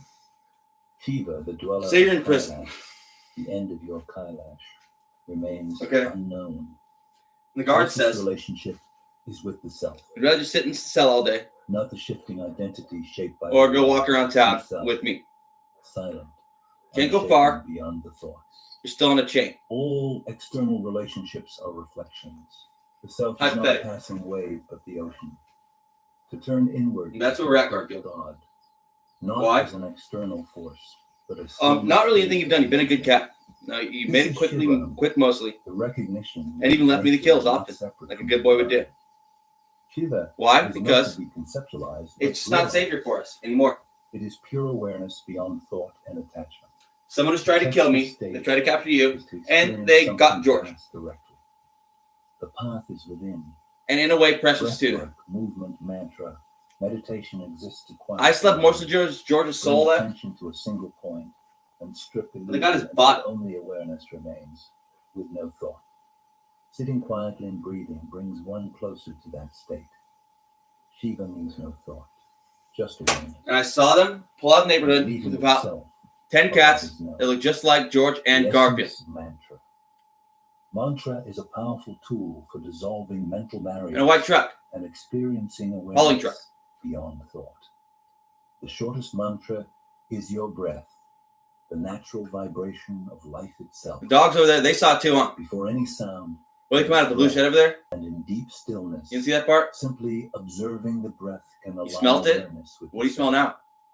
The next simplest mantra is Om, without attaching any dogma. They're still over there, so you smell them See still? if it works for you. If You it smell helps it, you align smell it. your body's energies. The tip is to vibrate it when chanting and say it in 3 phases, feeling the vibration resonate within.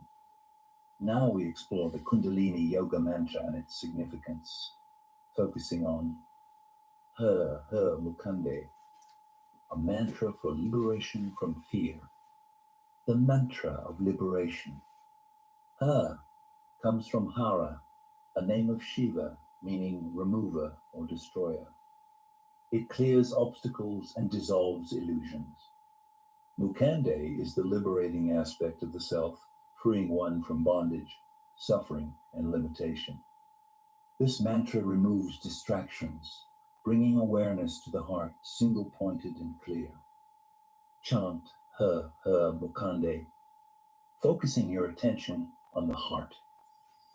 With repetition, the noise of the mind fades, and the self is recognized in its original state, silent, infinite, and unshaken.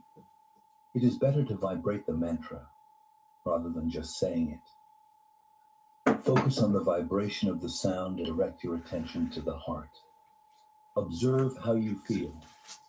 The true power of mantra lies in its sound vibration, repetition, and focus, which shifts awareness from thoughts to the self and leads to inner quietness.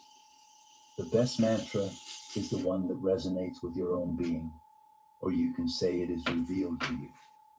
It can be your philosophy of life, your way of remembering God, your way of attaching yourself with God, your way of experiencing God, your way of achieving inner quietness, or your way of experiencing yourself. All are the same. For example, Amor Fati was the mantra of Friedrich Nietzsche. Physically, I'm sure I can be. Love of fate, which is an acceptance of life as it is without resistance. Each person's true mantra is revealed Other than that, within. The main point is to reach the Shiva state. I've just defended myself pretty much. Thoughts, where there is only one pointed awareness. To realize that the self is liberation is to understand that Shiva is an inner state. No, I'm not. Straight up about how I feel about certain things.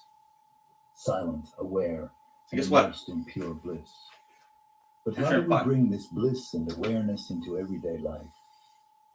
How does the seeker return as the hero, carrying wisdom from the spiritual into the material world?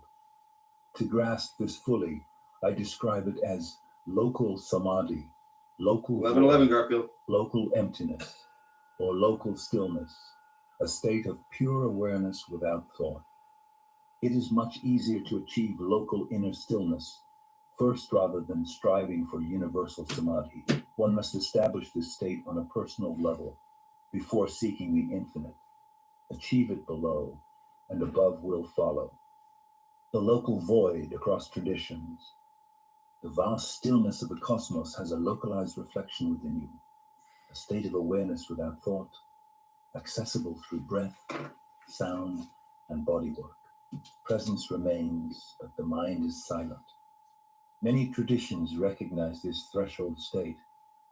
Buddhism, Dujin, and Zen, awareness without conceptual thought. Sufism, Sant, sacred silence, and Fana al-Sifat, dissolution of attributes.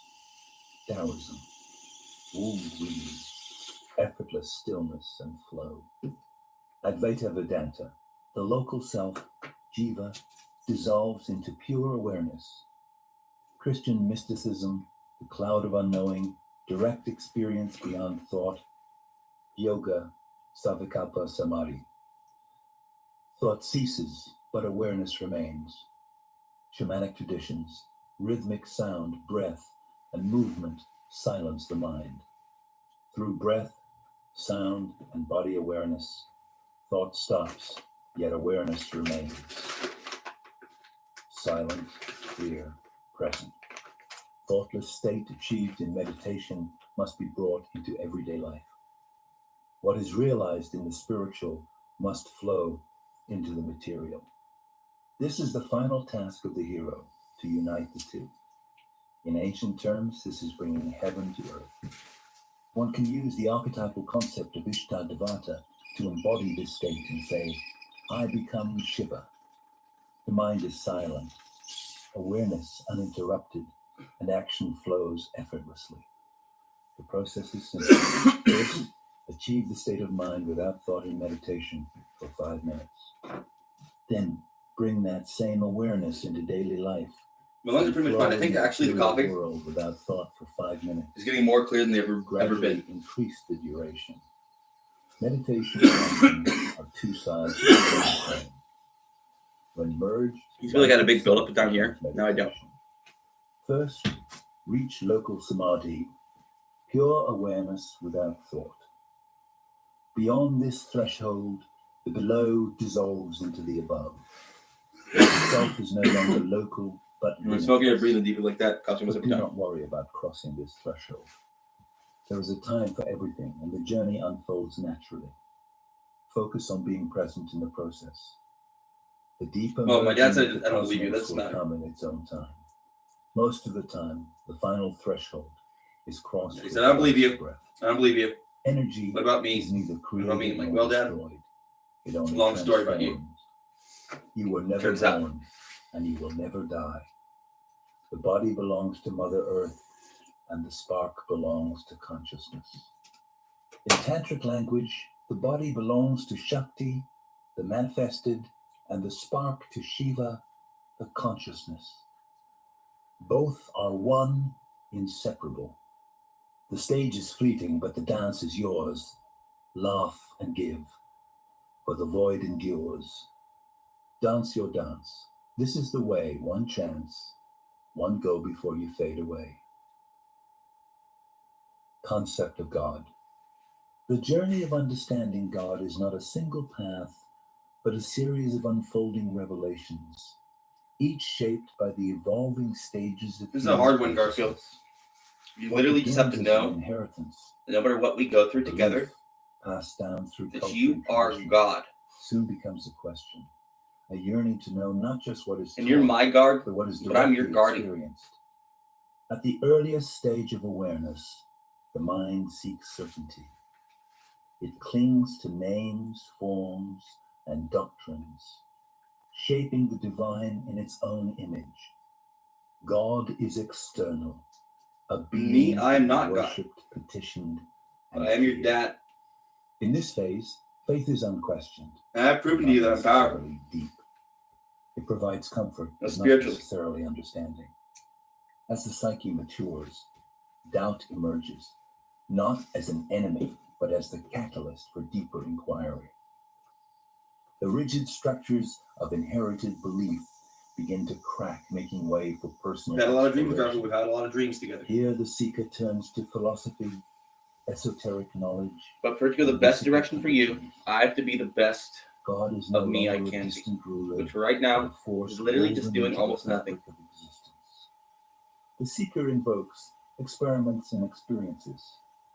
Through ritual, discipline, and altered states of consciousness, the divine becomes something not just believed, but encountered. Because they're going to With investigate each these step, fucking people, guys. The nature of God He lies otherwise. transforms. The seeker moves beyond names, beyond forms, recognizing universal principles, laws that govern not just the spiritual, but the physical and mental worlds. Cause and effect, rhythm, polarity, these become the fingerprints of the divine. The journey deepens, leading to meditation, where silence reveals what words cannot. Here, the illusion of separation fades and the paradox emerges. The seeker and the sought were never apart. Yet even this realization is not the end. The mind, conditioned to grasp and define, may attempt to crystallize truth into yet another doctrine. But wisdom is not a fixed point. It is fluid. To remain in the grasp of any single concept of God, whether personal, impersonal, formless, or manifest, is like holding on to a single note in a symphony, missing the ever-unfolding melody. At the highest stage, the question dissolves altogether. The breath becomes the only prayer, action the only offering.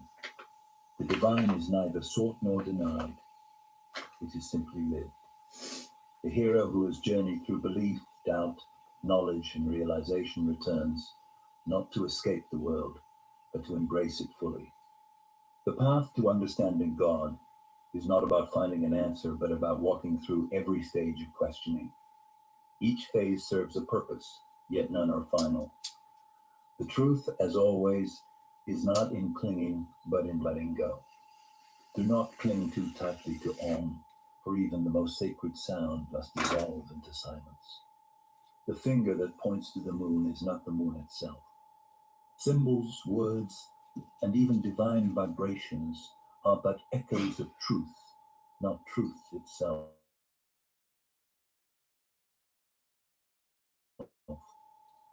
For in the end, wisdom is found not in grasping, but in letting go. In the manifest world, one relies on the breath, the bridge between form and formlessness. It rises and falls a silent mantra, reminding us that even within form, the formless is present. Silence is the final teaching. Yet, as we navigate the manifest world, aware that every ending heralds a new beginning, perpetual silence remains elusive. St. Thomas Aquinas observed, "The name of being wise is reserved to him alone, whose consideration is about the end of the universe, which end is also the beginning of the universe." The end is the beginning because it is the source from which all things arise. In this journey, purification is necessary, purifying the process, the thoughts, and ultimately stilling them so that what is pure may emerge. Thus, we embrace the middle way. In the Samasa, Auditory the and Buddha visual are not the addresses same the thing. monk Sana, who had been exerting Can I see well? No. excessive Am I effort blind? in his No. practice. The Buddha asks Sona about his experience as a lute player. When the strings of your lute were too Can you see well? tight, In colors was it and tuneful silhouettes and easily sometimes. playable? No, Lord. And when the strings were too loose, If you was have a it cat, I tuneful notice and from far easily away. playable? No, Lord. You think I would notice far away sometimes. But when the Yeah. strings were neither too tight nor too loose, but adjusted to an even pitch, See a did person your not so much lute sometimes. then have a wonderful sound and was easily playable? Yes, Lord. The Buddha then advises Sona to apply this principle to his spiritual practice, finding a balance between excessive effort and laxity. This teaching emphasizes the I also importance thought they of had some at the park. moderation and balance, Cat too. known as the middle way. And the same day, I thought I saw someone come into my house Spiritual when I was thought running after them. involves we create simple truths, but over time they become layered with complexity. And I didn't see Garfield the rest of that day. When the weight of doctrine grows too heavy, a new path got him back. emerges to return to simplicity. Came in the door. Yet, in this process, we often forget why Scared the path for his was life. created in the first place. Consider the progression of thought. Vedanta, rooted in the Upanishads, 900 to 300 BC. The early Upanishads, forming the philosophical foundation of Vedanta, were composed during this period, offering early articulations of the self and non-duality. Buddhism, Anytime I was on 5th drugs, to forget 4th about it, I guess. century BC, founded by Siddhartha But Gautama. tobacco, most they believe back then. Buddhism emphasizes impermanence, suffering, Marijuana a couple and no times. self, anatta, diverging from Vedantic self-doctrine. Zen Buddhism. Introduced Take it in out, the Garfield. 5th to 6th century CE, Zen Buddhism became a distinct tradition during the Tang Dynasty, 7th to 9th century CE, where it developed into a practice centered on direct realization beyond doctrine. This progression illustrates how spiritual philosophies evolve.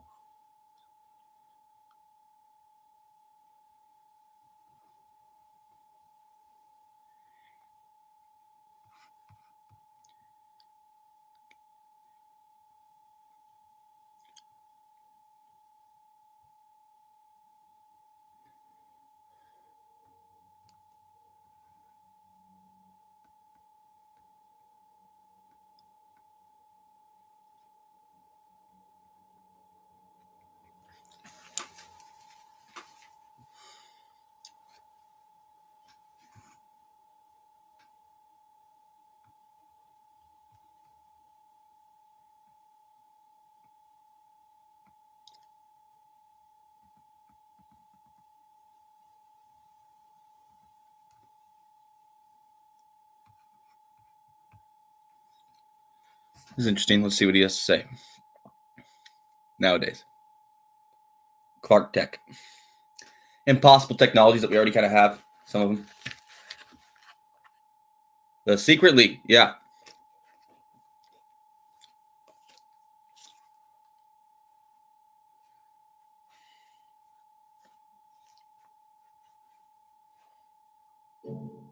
Like a relentless weed, Moderate to severe ulcerative colitis symptoms can keep coming back.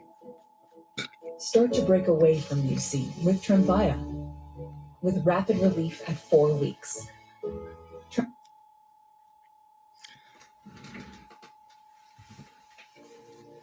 Any sufficiently advanced technology is Think of my skills indistinguishable from magic. and why I'm still What useful if that magic is is almost better than anyone else, at least from my Just perspective. waiting for us to You can understand my voice, the way I talk, my language a little bit. I understand deep ideas. Deep Today's ideas. topic is clock tech.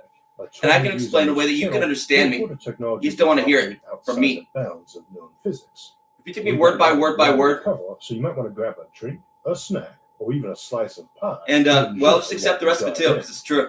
The concept of clock tech comes from Arthur C. Clarke's 3 laws, particularly the third. These laws are: 1. They're going to keep caught up in the language. Elderly scientist states that something is possible. These big ass He is words, and I'm like, almost well, certainly right. it's When he this. states that something is impossible, he is very probably wrong. 2. The only way of discovering the limits of the possible is to venture. Some people argue out that they forget that impossible. it's all fucking 3. alive out there, Any sufficiently advanced technology is indistinguishable from magic. which just makes The it all third law is totally the most fucking famous, different. But all 3 than we emphasize thought. why it's wise to avoid Less dismissing predictable possibilities than we ever thought. outright. However, Less this consistent idea too, shouldn't turns be out. stretched too far. Constantly claiming anything is possible risks intellectual laziness. What is science? Good try. Science rarely overthrows its a fundamental while. principles, but instead builds on them, refining its understanding and discovering exceptions that often reinforce the broader Meditator? rules. On this channel, Are you we meditating? usually explore futures based on known science, illustrating how many impressive achievements could be possible without needing technologies that seem magical by today's standards. Still, we recognize that our current understanding of the universe is incomplete. As science progresses, answers to unresolved questions will undoubtedly lead to even more questions and possibly revolutionary discoveries, akin to those brought by quantum mechanics or relativity. Defining clock tech. Clock tech is not simply about saying anything is possible. It's about asking what might be plausible if specific aspects of our understanding of the universe turned out to be different. It includes not just speculative ideas, but also common staples of science fiction like ascension machines, teleportation, or faster-than-light travel. Many examples of clock tech already have well-known names, and while we covered some in detail in previous episodes, today's focus is on providing an overview. We'll discuss not just the technologies themselves, but their potential implications for civilization. Implications for civilizations are often overlooked when sci-fi presents examples of clock tech, particularly in films and comic books, which tend to focus on the immediate utility of these technologies rather than their broader impacts. Today, we'll be contemplating those wider implications, how such amazing technologies could influence civilizations, including alien ones, and whether they might play a role in us encountering them. We will delve more into that shortly. This is one of our compendium episodes where we touch on a wide range of topics briefly. We've got about 30 to cover today, so even a quick look at each of them will take some time. Hence why a drink and a snack might be a good idea, and while you're at it, don't forget to hit the like and subscribe buttons. You can also help support the show by becoming a member on YouTube or patron on Patreon. As usual for our compendium episodes, feel free to skip around to whatever interests you, or watch them in order.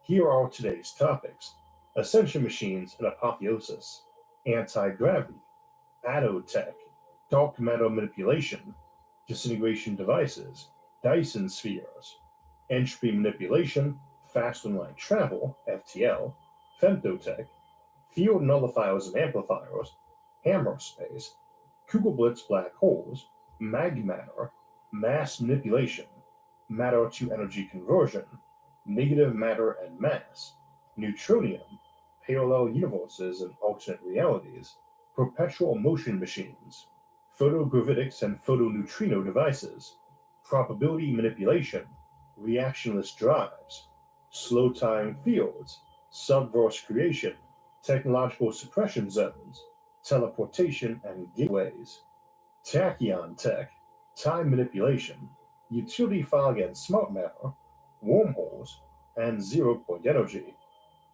As we'll see, some of these are not really clock tech at all. even though they seem like something only the most advanced civilizations could achieve, while others are common in science fiction but likely utterly impossible. We often see these in the hands of fictional alien visitors. But before we jump into discussing these cool clock techs, let's consider what it would mean if aliens did exist and had these technologies.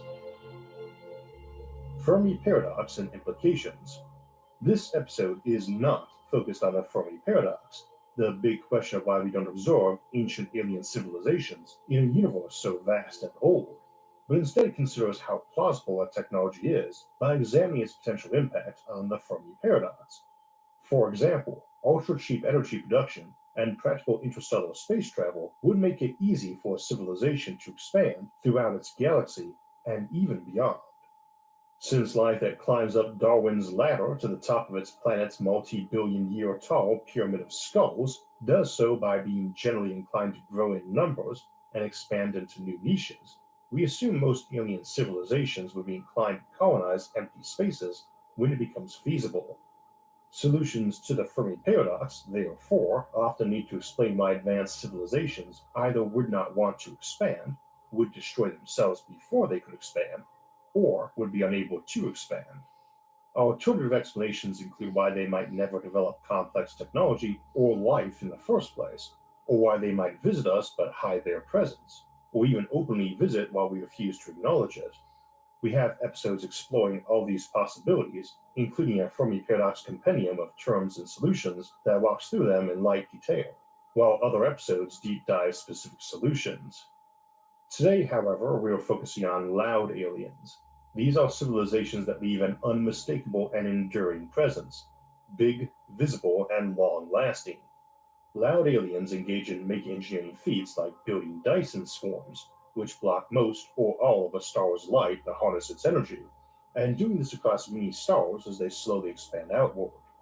Such activities would create glaringly obvious signs of their existence. This tendency to make enormous and technical changes is what we call the Dyson dilemma of the Fermi paradox, which explores why we don't observe such civilizations. Interestingly, many advanced technologies only exacerbate this Dyson dilemma, as their absence raises more questions about why no loud aliens seem to exist. FTL travel, for instance, makes galactic colonization significantly easier and allows intelligent life to be much rarer while still potentially reaching us. A civilization could originate tens of billions of light years away, and within less than a billion years of discovering FTL, they could still manage to colonize our galaxy by now.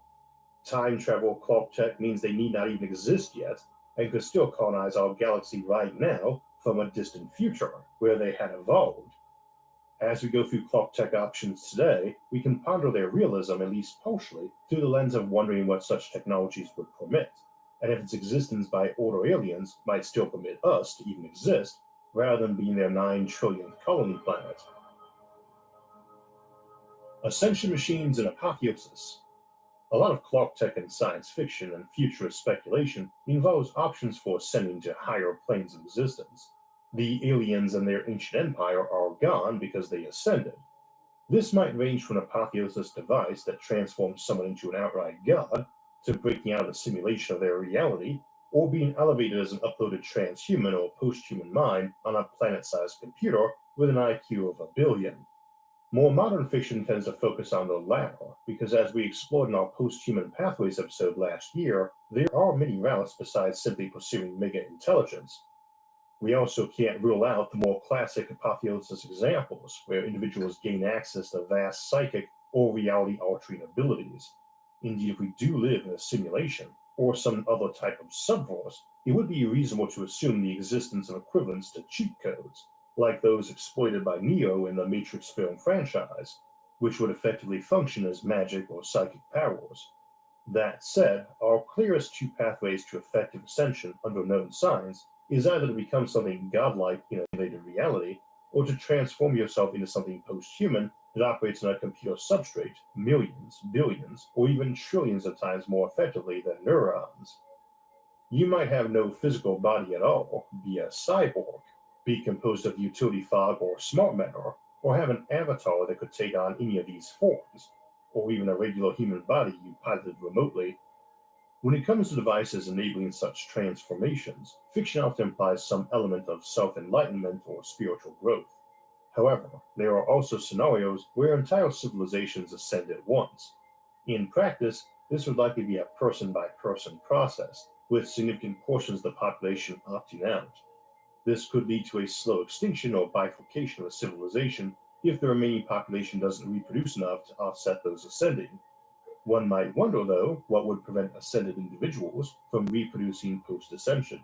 Alternatively, there could be factions within the civilization that refuse to use the technology, discourage its use, or even ban it outright. The exact nature of such a device is impossible to predict, but it might simply be an advanced brain scanner. If so, unless it operates so rapidly and with such high energy that it vaporizes your brain in the process, which is plausible, you would effectively end up with two versions of yourself: the original person who was scanned and their copy, now existing on some computer or other substrate. That substrate could be a higher reality or even something carved into space-time itself. The scanned individual presumably remains around, disappointed in their own lack of ascension, as again it was their copy that did that. And With Verizon, when you bundle mobile and home internet, you save $15 a month and can get the entertainment you love included on us, like Netflix and Max. That's up to $300 a year in savings from your bundle and entertainment included on us, only on Verizon. Here's a day in my life as a full-time dog mom. We headed off to PetSmart for their monthly grooming session. Since March is Choose Rewards Members Month, we activated their salon offer where we earned 2,500 points for shopping after their appointment. And they both did so good during their appointment, so they earned themselves a little shopping spree. This month, when you spend $50, you get $10 back in rewards. So per Maddie Revy's request, I activated my offers and stocked up on all the essentials.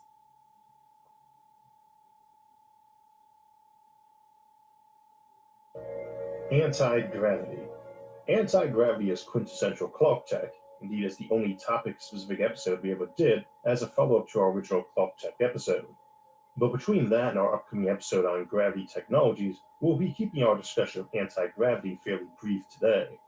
Gravity is a fascinating and peculiar force. Compared to the other fundamental forces, it is astonishingly weak, trillions upon trillions upon trillions of times weaker. Unlike the other forces, which have both attractive and repulsive components, gravity is strictly attractive. It is deeply connected to space-time in ways we still don't fully understand, and appears to behave differently at the quantum level than it does on macroscopic scales. Many theories for dark matter and dark energy also question whether gravity operates differently on extragalactic scales. Given this complexity, numerous theoretical pathways might, if true, open doors to the development of artificial gravity or even repulsive gravity. The implications of such technologies are staggering. If we could turn gravity off, enhance it, or generate a repulsive effect, the possibilities would be limitless. We could envision impossibly tall buildings or structures floating effortlessly above the ground, space stations that hover stationary above the same spot on Earth without needing to orbit, or spacecraft capable of accelerating at extreme g-forces without harming passengers, a concept we explored in the gravitic propulsion episode a couple months back. Personal flight would become a reality, letting us fly around the sky like a bird, but without needing wings. Suspensor platforms might allow us to carry heavy loads without feeling their weight. These technologies could also open the door to advanced space-time manipulation, such as fast-time bubbles or other exotic effects. The potential applications of anti-gravity technology are vast and transformative, and could even allow truly immense civilizations to pack themselves into volumes where normal gravity would cause it to collapse, or hide themselves inside black holes. Attotech. Attotech takes its name from the metric prefix atto, which represents a quintillion, or 10 to the negative 18, making it a billion times smaller than nanotechnology. An attometer is to a nanometer what nanometer is to a meter. At this scale, even a proton, approximately 1,700 nanometers in diameter, is relatively large, like a mile-wide dot measured in yards. By comparison, the electron size is still uncertain and often modeled as a point particle in many frameworks. The term attotech is far less common than femtotech, which is hardly a common term itself, and which operates at the subatomic scale of protons and neutrons, around 1 femtometer or 10 to the negative 15 meters, equivalent to 1,000 nanometers. Attotech is typically reserved for speculative discussions about technologies constructed from objects smaller or more fundamental than quarks, such as magnetic monopores, strings, or other as yet unknown particles. Magmatter, a hypothetical form of matter composed of magnetic monopores, serves as a prime example of potential attotech applications. The smallest mag atoms are theorized to measure just 0.3 nanometers in diameter, making them ideal building blocks for devices at this scale. Beyond attotech, we could hypothesize even smaller scales, such as septotech, yoctotech, rontotech, and kectotech, each stepping down by 3 orders of magnitude. However, these would likely require a deeper layer of physics beyond the quantum scale. I generally group these speculative levels under the term Planck tech, which refers to technologies operating at or below the Planck scale, assuming such a fundamental layer of reality exists. Even attotech might be considered part of this realm, if not for the semi-plausible example of magmatter, which has its own entry today, along with other interesting types of matter. Dark matter manipulation. Our best estimates suggest that there is several times more dark matter in the universe and in and around our galaxy than the normal matter we use for construction. Most normal matter is composed of hydrogen and helium, neither of which is particularly useful for building. If we could find a way to use dark matter as construction material, it would vastly expand our resource supply. The key challenge with dark matter is that while its existence is widely accepted, we still don't know what it actually is. And its existence is still not 100% guaranteed either. What we do know is that it has significant mass, interacts weakly, if at all, with other forces or particles besides gravity, and contains a lot of energy, since mass and energy are equivalent, E equals mc squared. We also describe it as cold, meaning the average particles aren't moving faster than the galaxy's escape velocity. This doesn't directly translate to a temperature, as we don't know the size of the individual dark matter particles. However, since the escape velocity of the galaxy is hundreds of kilometers per second, far faster than the ultra-hot particles emitted by a rocket engine, slow might be a better term. Because dark matter interacts so rarely with itself or other matter, it doesn't clump together or form disks like normal matter, which can condense into stars, planets, and other celestial bodies. However, this doesn't rule out the possibility of gravitationally bound spheres of dark matter. In fact, it might be possible to pack dark matter into very high densities, assuming we could find a way to gather it and ensure its particles move slower than the escape velocity of the structure. This property could make it ideal for adding mass and gravity to artificial shell cores, particularly if spin gravity environments are not preferred. Without more knowledge about dark matter, it's challenging to propose methods for manipulating it. However, we explored several hypothetical variations and technologies and the technologies they might enable in our Dark Matter Technologies episode, providing a glimpse into the possibilities if we ever unlock its secrets. Disintegration devices. In science fiction, disintegration beams are a popular weapon because they offer a simple way to remove things or people. From a narrative perspective, they're easy to depict. Point the weapon, cut the camera, remove the target, and later overlay a flashy beam effect. These beams are often portrayed as strangely precise, disintegrating specific objects without harming anything else nearby. This might make sense if the weapon itself were intelligent, which is plausible given the concept of future smart weapons. This raises the big problem: what happens to that disintegrated matter? If the disintegration beam simply transported the matter to another reality or teleported it into, say, a star, then there's little concern, unless, of course, the disintegrated target could somehow return. However, if disintegration means vaporizing the target at the chemical level, then the matter isn't vanishing, it's being converted into energy. This is where things get dangerous. A human body vaporized at the chemical level essentially becomes a bomb. The energy released is far greater than most conventional explosives of the same mass because explosives like TNT are not particularly energy dense compared to chemical fuels or biological material. TNT's potency comes from the rapidity of its energy release, not the total energy content. An equal mass of coal or oil or even body fat has more energy than TNT. Vaporizing a person with a beam weapon would create a massive explosion, potentially filling the room with superheated steam. While it might lack the destructive shrapnel of a traditional bomb, it would still be catastrophic for anyone nearby. Even worse, science fiction often describes disintegration as atomization, meaning breaking matter down into individual atoms. This requires about 10 times more energy than chemical vaporization. If the weapon goes even further, stripping away all the electrons, or worse, splitting nuclei, then you're entering nuclear territory. This energy release could rival or exceed that of a nuclear explosion, making such weapons wildly impractical for close-range use. There are some practical considerations for disintegration weapons. If disintegration doesn't involve teleportation or transporting matter elsewhere, you're essentially unleashing the destructive power of a bomb every time you use the weapon. For safety, this type of weapon would need to be used at a considerable distance, with the user fully aware of the explosive consequences.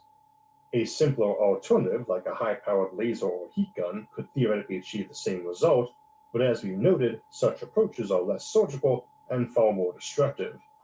Dead is dead. Why spend billions of joules of energy for what 1,000 joule bullet might achieve, or just shoot a million bullets instead? An alternative concept might involve a field that suppresses the forces binding matter together, such as atomic bombs. While this raises energy conservation questions, explored in more detail in our discussion of field nullifiers in a few minutes, such a method could theoretically allow matter to unglue without the need for massive energy inputs. However, even this approach wouldn't eliminate the explosive energy release. For example, simply breaking the bonds between atoms in the human body would release energy equivalent to the body's internal temperature. The average human body contains about 10 megajoules of heat energy, roughly equivalent to 5 pounds of TNT. While this wouldn't generate the shock waves or shrapnel of a traditional explosive, it would still create a significant blast, enough to cause serious destruction in the immediate area, something like a dozen hand grenades. Disintegration technology, while a staple of science fiction, comes with significant challenges when viewed through the lens of real-world physics. Whether through energy release or fundamental force manipulation, the consequences of vaporizing a person or object would likely be as destructive as conventional explosives, if not worse. For precise use without collateral damage, the concept requires advanced solutions that may venture into speculative or pulp-tech territory, like sticking them in a bubble of space that teleported to another universe. Dyson sphere. Dyson spheres, along with stellar engineering in general, are often mischaracterized as examples of false clock tech. While they are frequently portrayed in science fiction as near impossible structures that only super advanced civilizations could construct, we actually have a clear technological pathway to building them. In fact, they might be more achievable than many near-future technologies like fusion power or medical nanobots. The misconception likely arises from their sheer scale.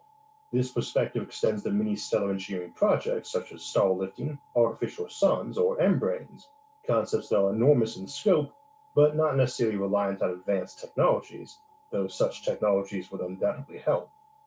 A Dyson sphere, or more accurately a Dyson swarm, encircles an entire star and by default offers over 1 billion times the surface area of Earth. As many of our regular viewers know, Freeman Dyson originally proposed the Dyson swarm as a cloud of power-collecting satellites orbiting a star. These satellites don't need to be much more advanced than our current ones, and the swarm can grow incrementally, potentially enveloping the star entirely to harvest its energy. Beyond power collectors, the swarm could also host other facilities, including classic rotating space habitats for human habitation. That said, science fiction often depicts Dyson spheres as a giant, hollow, inverted shell resembling a planet. This design, however, ventures firmly into the realm of clock tech. Even with the necessary technology, I don't see this approach as particularly practical for creating living space, similar to the Alderson disk, though a slightly less ambitious structure like a ring ward might work. Ring wards are massive, spinning rings around a star that use centrifugal force to simulate gravity. These structures require impossibly strong materials like magmatter, though we've explored some cheats using mundane materials and active support in our ring wards episode.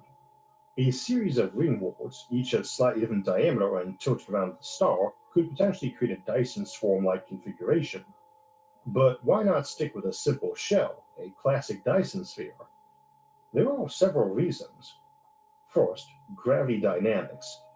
A spherical shell generates no gravity inside it. If you were to dig down 100 miles into Earth, the mass above you would cancel out, leaving you with the same gravity as if the planet were 100 miles smaller in radius. Similarly, a Dyson sphere would have zero gravity inside, except for the star at its center. This means everything, air, water, and people, would eventually fall into the star unless artificial gravity generators were used to keep things in place. Then there is structural strength. The shell would need to be impossibly strong to support its own weight. While some active support systems might offer a workaround, the engineering challenges remain daunting. Third, we have perpetual daylight. A Dyson sphere would mean perpetual daylight with no natural day-night cycle. Kudos to the novel Elven Star, part of the sci-fantasy Deathgate cycle by Margaret Weiss and Tracy Hickman, for addressing this unique challenge. It's one of the few works I've encountered that seriously explores the impacts of a Dyson sphere on civilizations and ecosystems. Much like with a ringboard, the perpetual sunlight issue in a Dyson sphere could be mitigated using mirrors and shades. However, this design would still result in a Dyson sphere significantly larger than Earth's orbit. While we often imagine a Dyson sphere as a shell roughly at Earth's orbital distance from the Sun, achieving Earth-like conditions would require a radius nearly double that, extending well past Mars and approaching the asteroid belt.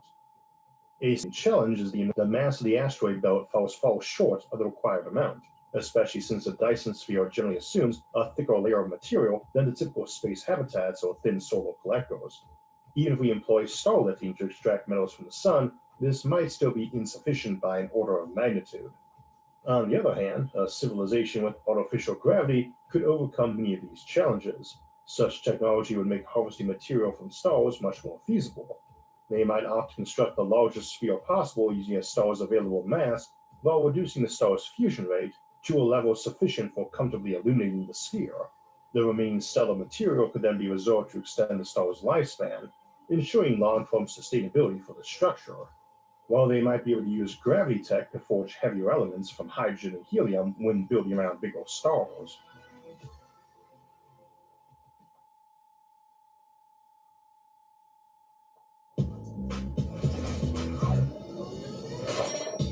Share your extra.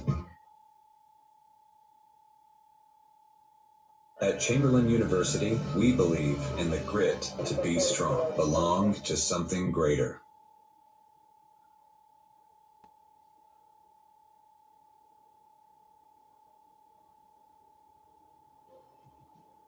We're looking at hyper-advanced technologies today, and we'll need big brains to tackle those problems. But could big brains be rare out in the cosmos, even on very big aliens? In the Big Alien Theory, our latest Nebula exclusive episode, we dive into the challenges and advantages faced by extraterrestrial species of titanic proportions. From mind-bending technologies to vast possibilities of alien intelligence, Nebula is the place for exclusive explorations. Could bigger brains unlock impossible technologies? How do the physical and resource demands of alien species influence their ability to innovate and evolve? Find out now only on Nebula. Sign up today at go.nebula.tv/IsaacArthur using the code IsaacArthur to get 40% off an annual plan, making it $3 a month. On Nebula, you can access all our episodes early and ad-free, along with all our monthly exclusive episodes, like Big Alien Theory, and a host of content from other awesome creators, like Up and Atom, Real Engineering, Real Science, The Science Asylum, Simon Clark, and more. Nebula also offers lifetime membership and gift options, so you can share incredible content, like the Big Alien Theory, with friends and family. Just head over to go.nebula.tv/IsaacArthur and start exploring a universe of exclusive ideas today. And now, back to our show. Entropy manipulation. One way to extend the lifetimes of stars, or civilizations, might be to reverse entropy in some way. While this seems to blatantly violate the laws of thermodynamics and is often relegated to the realm of clock tech, it is worth noting that entropy has been increasing since the universe began. This fact always comes with a caveat that the rules governing entropy must have been broken when the universe itself came into existence. There's also nothing inherently impossible about reversing entropy locally by introducing new energy or material into a system. In fact, we do this all the time. It's how power generation works. Entropy only inevitably increases in closed systems, and the observable universe doesn't appear to be a closed system. For example, the Big Bang and the presence of dark energy suggest that energy can enter our reality. The universe isn't an explosion expanding outward from a single point in time like a shockwave. Instead, dark energy drives the expansion of space-time itself, creating new space between objects. The more space that already exists between objects, the more new space forms, creating the illusion that objects are speeding away from one another. This process can even bypass limits like the speed of light, an issue we'll return to shortly. But it is worth remembering that while nothing can cover distance faster than light speed, most of the observable universe is moving away from us faster than light travels. Which is fine for not violating causality, but raises some serious conservation of energy issues. While we don't have any obvious way to violate entropy, the observable universe suggests that energy isn't conserved in the same way it would be in a fully closed system. Dark energy, for instance, is a form of new energy entering our universe, driving expansion. It is also possible this universe's energy, whether from the Big Bang or dark energy, could be leaking from some larger reality, increasing entropy on a grander scale beyond our own. Importantly, we aren't necessarily talking about outright entropy reversal, but rather entropy manipulation. There are quantum phenomena that hint at the possibility of reversing entropic processes, and both dark energy and the Big Bang serve as compelling examples of energy arriving from outside our observable reality. These concepts suggest it might be possible to manipulate entropy on a cosmic scale, potentially steering the universe away from the default heat death scenario we often imagine. What could we do with entropy reversing technology if we had it? In simple terms, if it were compact and straightforward, you could do something like separate lukewarm bathwater into a hot side and a cold side, which is a lot more useful than it probably sounds like. This assumes no external power source from another universe, just pure entropy reversal. Turn the device off and the two sides would mix back into lukewarm water, generating usable power in the process. However, it is important to avoid thinking of this as a magical time-reversing device. It's not as simple as pointing at a rusted iron plate to make it factory fresh, or at a human to de-age them. Even in seemingly straightforward cases like recharging a decayed radioisotope, entropy reversal isn't about neatly rewinding processes. Entropy is an average of countless individual interactions. For example, in the decayed material, individual atoms have undergone radioactive decay, releasing decayed products such as high-energy photons. These photons slammed into other atoms, scattering energy and creating heat. Other particles, like neutrons, decayed into new particles, and neutrinos likely escaped into the void, never to return. Reversing this process is far from a simple flip-a-switch scenario, which is why rising entropy in closed systems is so inevitable. Though in a closed system, it should eventually reset, a point-and-care recurrence, much as if you shuffle a deck of cards enough times, it will return to a prior state or card order. This would take untold eons for the deck of cards. For something like the universe, you are talking timelines that can only be expressed using pentation, a math notation even bigger than exponents. See our episode of the Library of Babel and Infinite Monkeys for an explanation of that. If we could make entropy reversal work, even in a limited capacity, it would revolutionize civilization. Such technology would untether us from resource dependence, allowing us to endlessly recycle what we have, or perhaps even create new resources from nothing. This would eliminate the need to colonize an entire galaxy, an incredibly challenging feat without fast enough travel to secure the resources needed for growth or long-term survival. This makes entropy manipulation a rare example of technology that breaks the Dyson dilemma of the Fermi paradox, or at least pushes hard against it. Civilizations with this capability would not need to expand outward to obtain resources, as they could sustain themselves indefinitely. However, they might still face challenges of expansion if population or changing lifestyle pressures necessitated taking up more space, or for other reasons, such as the Chronos scenarios, where colonies became significant potential threats. In that case, outward growth might offer no substantial benefit to justify the risks. Faster than light travel, FTL. The distances between star systems are so immense that even a single message sent to and from our nearest neighboring star systems could take a generation to complete its journey. Travel would likely take even longer, making the desire for faster than light, FTL travel, unsurprising. We have an entire series exploring potential FTL options and the significant challenges involved. At its core, FTL represents one of the most elusive forms of clock tech, arguably more challenging than perpetual motion machines or apotheosis devices. While the latter might feel more fantastical, they at least have some plausible pathways. In contrast, FTL seems outright prohibited by our current understanding of math and physics, though some workarounds may exist. The main hurdle is the relationship between mass and energy. As an object speeds up, its kinetic energy increases, effectively adding mass. This makes it exponentially harder to accelerate further, akin to pushing a wheelbarrow that grows heavier with every mile per hour. Eventually, the energy required to add even a fraction of speed becomes infinite, setting a hard cap at light speed. To exceed that speed, infinitely more energy would be required, making it mathematically impossible. Interestingly, workarounds like warp drives, wormholes, and hyperspaces attempt to bypass these limitations rather than violate mathematical principles. Warp drives, for instance, contract space ahead of a ship, while wormholes offer shorter paths between 2 points in regular space. Hyperspace theory suggests traveling through an alternate universe with different physical properties to shorten the journey. Such mechanisms are mathematically and physically permissible since space-time itself can warp and expand. In fact, most of the observable universe is already receding from us faster than light due to Hubble expansion, where distant objects are carried away by the stretching of space itself rather than moving through space. However, these FTL methods depend on exotic materials or other clock tech to function, and the energy requirements are staggering. For example, creating a stable wormhole might require hundreds of stellar masses to establish a single gateway between two star systems. Even if the technology were feasible, the sheer energy cost raises valid questions about whether such travel could ever be justified, except in the most extraordinary circumstances.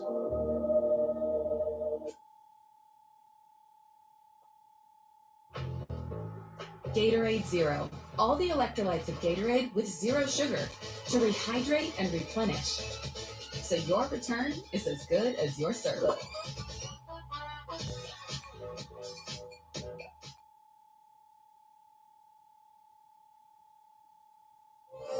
Fabuloso. Fabuloso. Dramatically clean.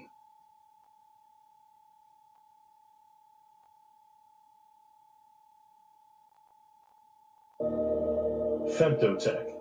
Femtotech refers to technology operating at the femtometer scale, about 1,000,000 times smaller than nanotechnology.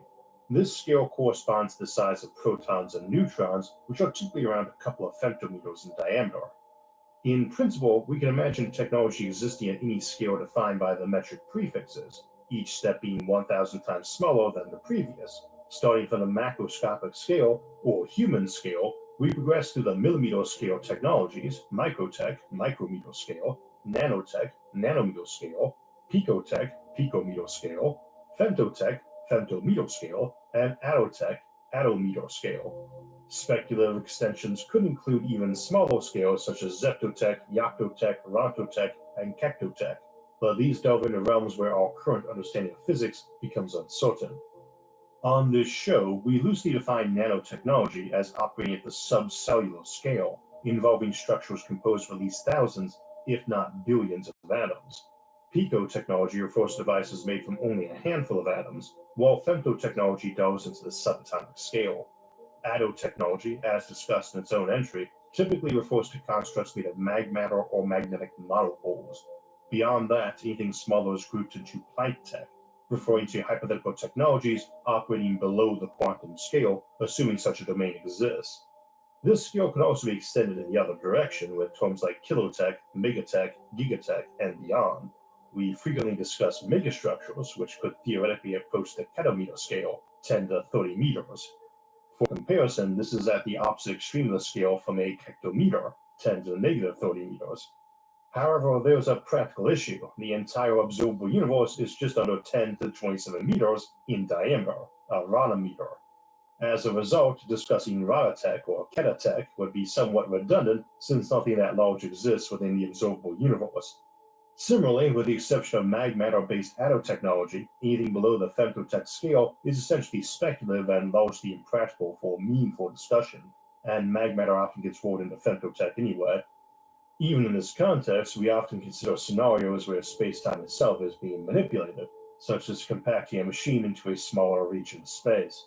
This could involve folding the space or utilizing a congruent universe. For example, instead of the classic hyperspace concept, where a smaller alternate universe allows for quicker travel before re-entering normal space, this would involve a larger congruent universe. In such a scenario, a room-sized region of the alternate universe might correspond to an atom-sized region in our universe, enabling a macroscopic scale device to operate at an incredibly small scale by interacting through this spatial correspondence. This concept could bridge the gap between large and small scales, allowing for the manipulation of matter at dimensions otherwise unattainable. Lastly, it can afford constructs made entirely of subatomic particles. This could include matter composed of quarks other than the usual up and down quarks, such as stable atoms formed from positively and negatively charged particles made of strange charm top or bottom quarks. Alternatively, it could involve entirely unknown particles with properties we have yet to discover, or even particles imported from other realities. Field nullifiers and amplifiers. Everything is bound together by forces, the fundamental forces of gravity, electromagnetism, and the weak and strong nuclear forces, along with some theoretical ones like dark energy or emergent ones like the Van der Waals force. There are possibilities of higher dimensional forces arising from string theory, exotic matter forces that might interact only with dark matter, or non-local forces that could explain the spooky action at a distance observed in quantum entanglement. If you could nullify or amplify such forces, or control not just their strength but their direction, it would be an invaluable tool, an unparalleled defense, and a formidable weapon. Unsurprisingly, the ability to control forces makes you a force to be reckoned with. You might be able to nullify or dampen nuclear chain reactions, a concept often used by Isaac Asimov and other sci-fi writers to address nuclear weapons defense in various stories. Another example appears in the classic novel Ender's Game, where the ultimate weapon, the Little Doctor, or MD device, used a molecular detachment effect to destabilize the bonds holding matter together. This triggers a chain reaction, causing large objects, like spaceships, to explode. Nearby ships can also be affected, creating a cascading chain of destruction. This weapon is eventually used to destroy an entire planet. Later in the series, we learn that their spaceship engines operate on a similar principle. Like the Busser Ramjet spaceship drive, they collect dust and gas from the interstellar void as they travel, converting into unlimited fuel and propellant. This enables the ships to approach speeds arbitrarily close to the speed of light, gaining the advantage of extreme relativistic time dilation for travel. However, the weapon isn't entirely setting-breaking, as a large spaceship traveling at 99.9999% light speed could devastate a planet on its own, a concept known as a relativistic kill missile. I should also note that if you could work with whatever spooky force involved in quantum entanglement, it might allow some form of FTL communication that did not violate causality. On a more practical level, the ability to nullify gravitational fields, amplify or direct them, could enable a range of advanced gravitational technologies. Similarly, altering the probabilities of nuclear interactions or decays could revolutionize energy production, making fusion or fission vastly more efficient. This might lead to compact fusion reactors or even matter-to-energy converters. Furthermore, amplifying or dampening gravity with its intrinsic connection to spacetime could allow for warping of space or time in unexpected and potent ways.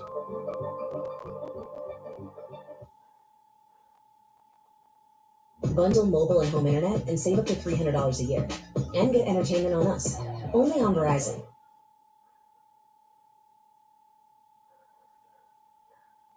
Subway's $6.99 for literally any footlong deal is headed to overtime. Fresh sliced deli meat, fresh crispy veggies. Too much good stuff. Order now in the Subway app. Use code 699FL now. Deals only here until April 2nd.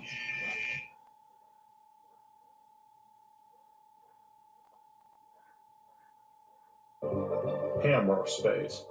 In a Clark Tech context, hammer space represents a technology that allows objects to exist in extra-dimensional storage spaces, effectively accessing more room than conventional three-dimensional space allows. This idea, originating in cartoons where characters seemingly pull objects from thin air, is often implemented in science fiction as a bag of holding, inspired by D&D, or in the TARDIS from Doctor Who, which is famously bigger on the inside. Hammer space implies a manipulation of spatial dimensions beyond those we perceive. A hammer space device could appear as a small object, a backpack, drawer, container, or police box, but internally access vast volumes of space, possibly with separate physical laws. This means hammer space could sidestep typical issues of mass and volume, enabling storage of immense or cumbersome objects without size limitations. The TARDIS is a reminder that we're not necessarily talking just space manipulation, but time as well, space-time being linked. So you might have ones in which time's slowed too, unless you can reach into your hammer space pocket and pull out a sandwich you stuck in there last week that's still fresh. Of course, your default bag of hoarding doesn't really imply a very good shuffling and sorting method, which tends to imply you've got some big heap of material in your extra-dimensional space that's rapidly turning into a compost pile. This is where additional technologies of a more mundane variety might come in, like drones inside the hammer space that were sorting things and delivering them on request, and that might include catching your sandwich and putting it into a refrigerator in that hammer space. Or it might be that it's a bit like a photo cabinet, where you can flick through with your fingers and expand the section you want at the time, or reach in and grab from.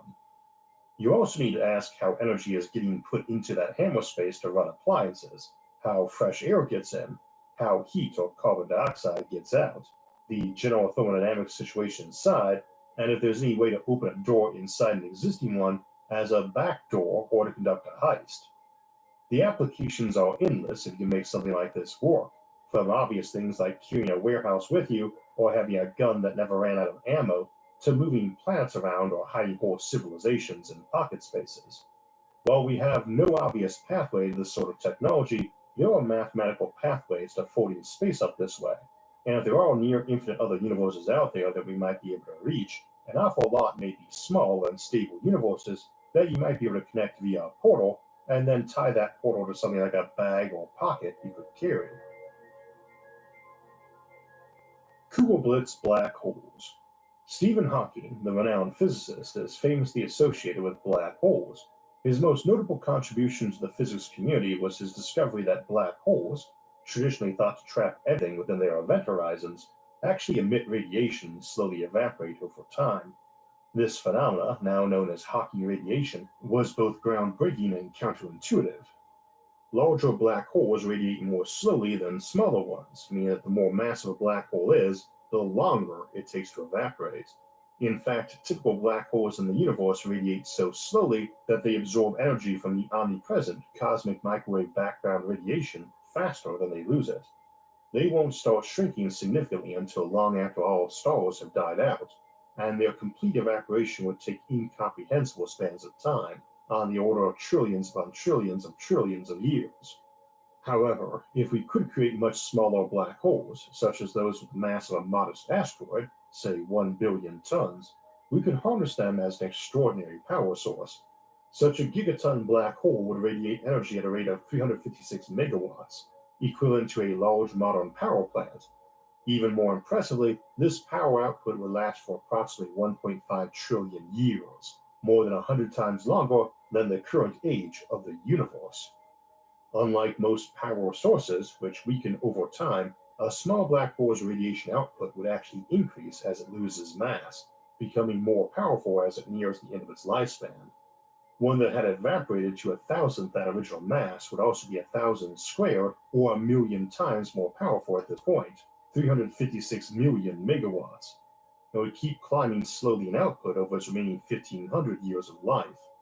Clearly, we would love to have such things, and the signs strongly suggest they can exist, but unless we want to wait several undecillion years, which is 10 to the 66 years, we would either have to make one or find one created by other processes, which we think might have happened and produced lower mass primordial black holes right after the Big Bang.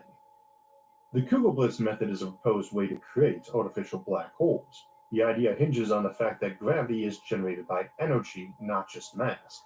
Mass is simply one form of energy.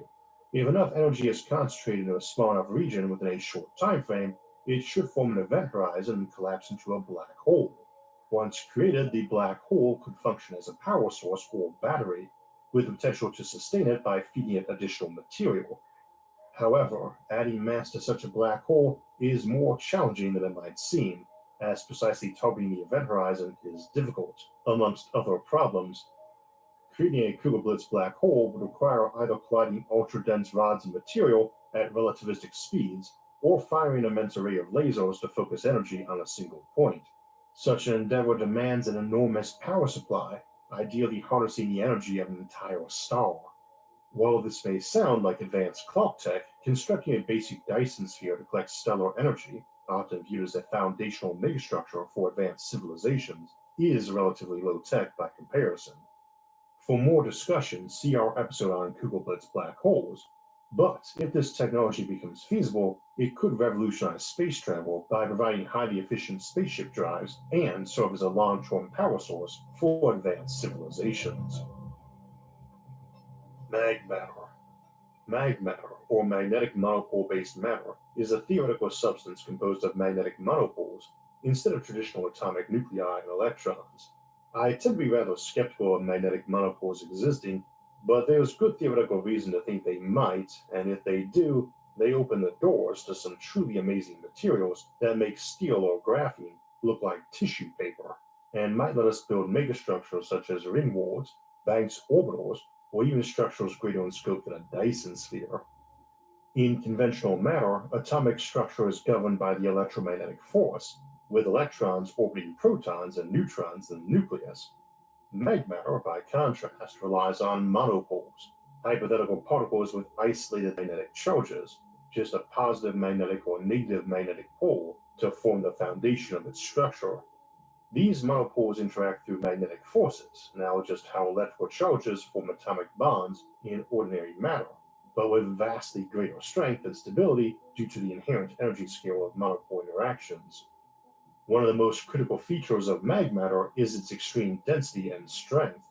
Unlike ordinary matter, which is largely empty space within and between atoms, magmatter's binding forces allow for extraordinarily compact configurations, enabling the creation of materials millions or even billions of times denser than any known substance, including neutronium.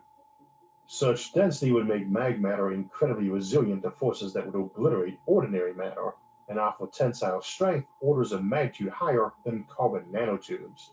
This opens the door to superhuge megastructures and other ultra-high performance materials, like armor that might shrug off a direct nuclear strike.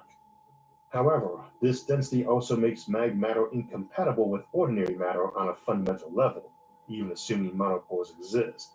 Its interaction with standard atomic matter would likely result in catastrophic energy release, as normal atoms are ripped apart by the intense magnetic fields and energy of the monopoles, meaning it would also make for potent weapons.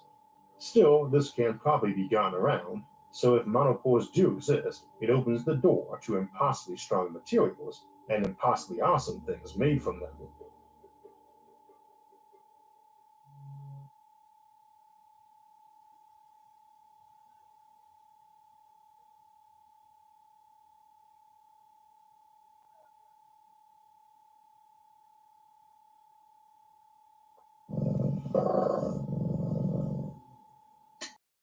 Sheba, what cats want?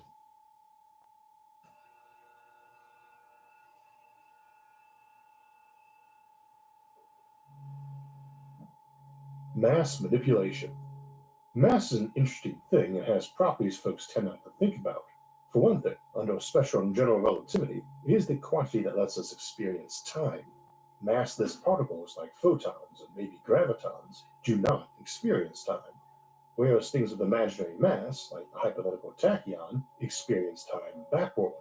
Even just its best known properties, resisting forces, carrying inertia, and attracting objects gravitationally, or being attracted by them, are thought to be potentially separate quantities that might be manipulated individually. We might one day be able to adjust mass, either decreasing or increasing it for an object.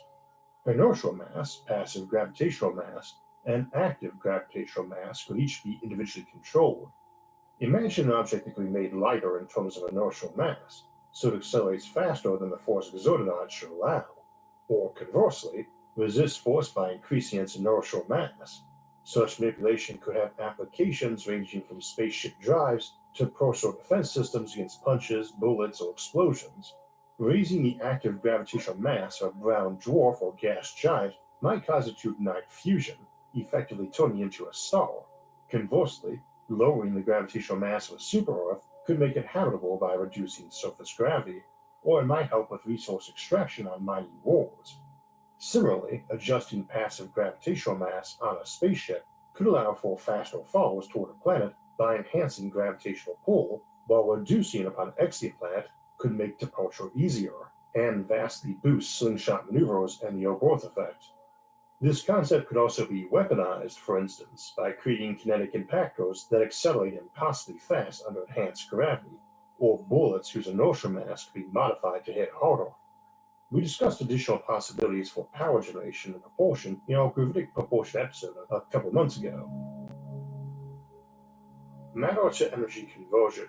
Your typical chemical fuel provides tens of millions of joules per kilogram or liter, depending on whether you're talking about gasoline, firewood, body fat, or other common fuels. Nuclear fission fuels like uranium, plutonium, and thorium perform far better, about 1,000,000 times more energetic, delivering tens of trillions of joules per kilogram. Fusion surpasses even this, with ideal hydrogen to helium fusion yielding approximately 640 trillion joules per kilogram, about 10 times more efficient than fission. Under Einstein's E equals mc squared, however, a single kilogram of mass contains an astounding 90,000 trillion joules, which is 140 times better than ideal fusion and more than 10,000 times better than nuclear fission. This is what makes antimatter so potent, as it annihilates with an equal mass of regular matter, releasing nearly 100% of the mass energy.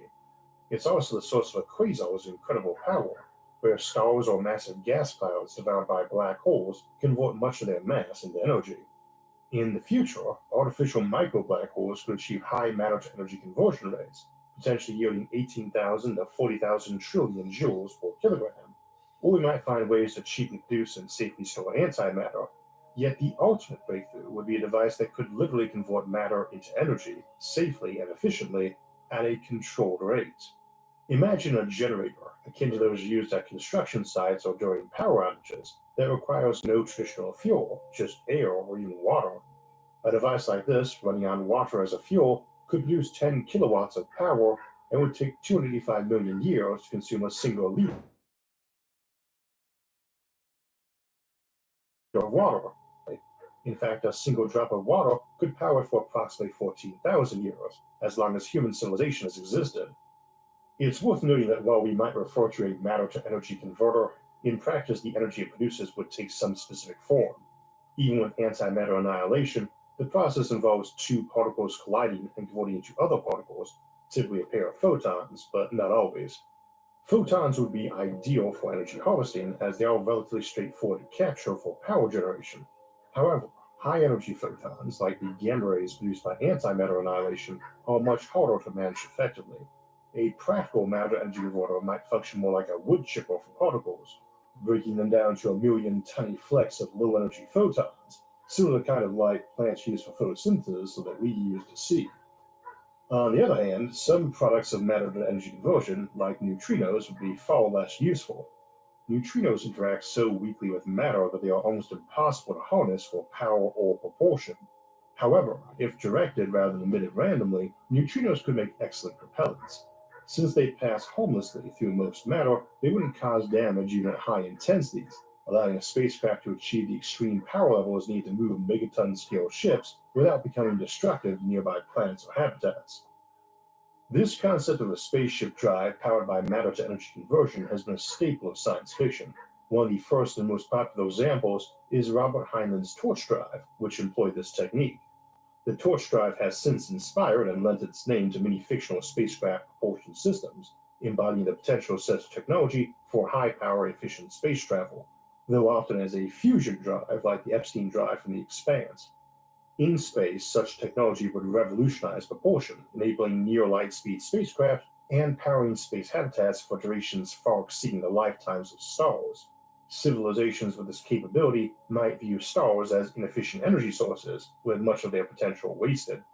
Instead, they would likely focus on stockpiling mass in substellar depots, dismantling stars and repurposing their material for more efficient energy production. These civilizations, despite their technological prowess, would still be constrained by finite resources. They would have strong incentives to colonize space, leaving unmistakable footprints on an astronomical scale. their mastery of stellar engineering and mass stockpiling would make them visible and loud in the context of the Fermi paradox, as their activities were both highly motivated and easily detectable. With Swiffer Duster, you get a clean, even mom approves of. And reach. Swiffer, love it or your money back. You can skip this ad, the same way you skip the drama of screening for colon cancer with a Cologuard test. Go on, just skip it. Oh, I see. So you want drama. You're still here for the drama. Well, it's happening soon.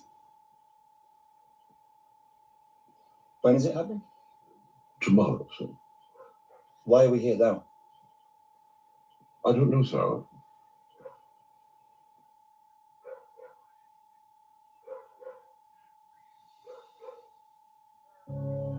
Negative matter and mass.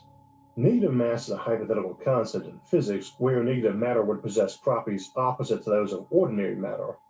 In conventional physics, mass is always a positive quantity, leading to attractive gravitational forces and behavior consistent with Newton's laws of motion. Negative mass, however, would behave counterintuitively under these laws. If subjected to a force, it would accelerate in the opposite direction of the applied force, moving toward whatever pushed on it. This peculiar behavior has made negative mass a popular subject in speculative physics, particularly for its potential applications in advanced propulsion systems, as discussed on our gravitational spaceship propulsion episode. It's also central to theories about wormhole creation and warp drives. Unlike ordinary mass, which compresses space-time and slows time due to gravity, negative mass would theoretically expand space-time and might even accelerate the passage of time. These properties could enable revolutionary technologies if negative mass were found to exist. To date, no actual examples of negative mass have been observed, and many physicists, myself included, view it as a mathematical construct rather than a physical reality, no more tangible than a negative cookie or a negative gallon of water. Nonetheless, if negative mass did exist, the possibilities it would unlock in propulsion, power generation, megastructure construction, and wormhole fabrication would be nearly limitless. Even as a theoretical concept, it inspires imagination and offers insights in the boundaries of our understanding of the universe. Neutronium. Neutronium is a term used to describe the ultra-dense material composed almost entirely of neutrons. This is what neutron stars are made of, and only the insane gravity of an object just below the threshold to be a black hole can hold this matter together at the unimaginable pressures and densities involved. It is akin to if you squeezed an entire mountain into something you could hold in your hand. Needless to say, this is not stable, requires forces beyond belief to squish together, and neutrons themselves decay in mere minutes. Yet it would be essentially incompressible by outward forces and invincibly strong against even nuclear-level attacks or monomolecular ultra-sharp blades. The reasoning goes that if you could stabilize it somehow, you would have indestructible armor, and it is popular in science fiction for this usage. But at a density of around 400 quadrillion kilograms per cubic meter, even a plate just a nanometer wide would mass 400 million tons per square meter, which might be a bit hard to carry around. In theory, you could build this down to femtometer scale, and you might use it in femtotech constructions, in which case you might get all the way down to several hundred tons per square meter, which would be just one neutron thick. However, we could imagine the same technology that let you hold it stably at such pressure might also let you nullify the mass of neutronium armor. We might imagine it then as something like Thor's hammer, which only he can move because without its cooperation, it's too heavy to budge.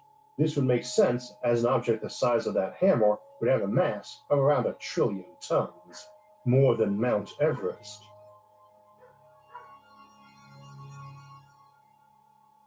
Parallel universes and alternate realities.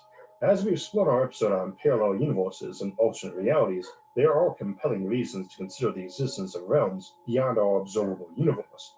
These aren't just alternate timelines, as often depicted in science fiction, but entirely separate dimensions or universes with different physical laws. The ability to access such places could unlock opportunities for mining resources or extracting energy from younger or uninhabitable universes.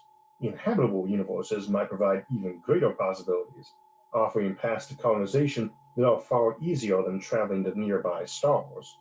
Imagine stepping into a copy of Earth where proto-humans never discovered fire or went extinct, granting access to a pristine, habitable world as easily as traveling to a new continent.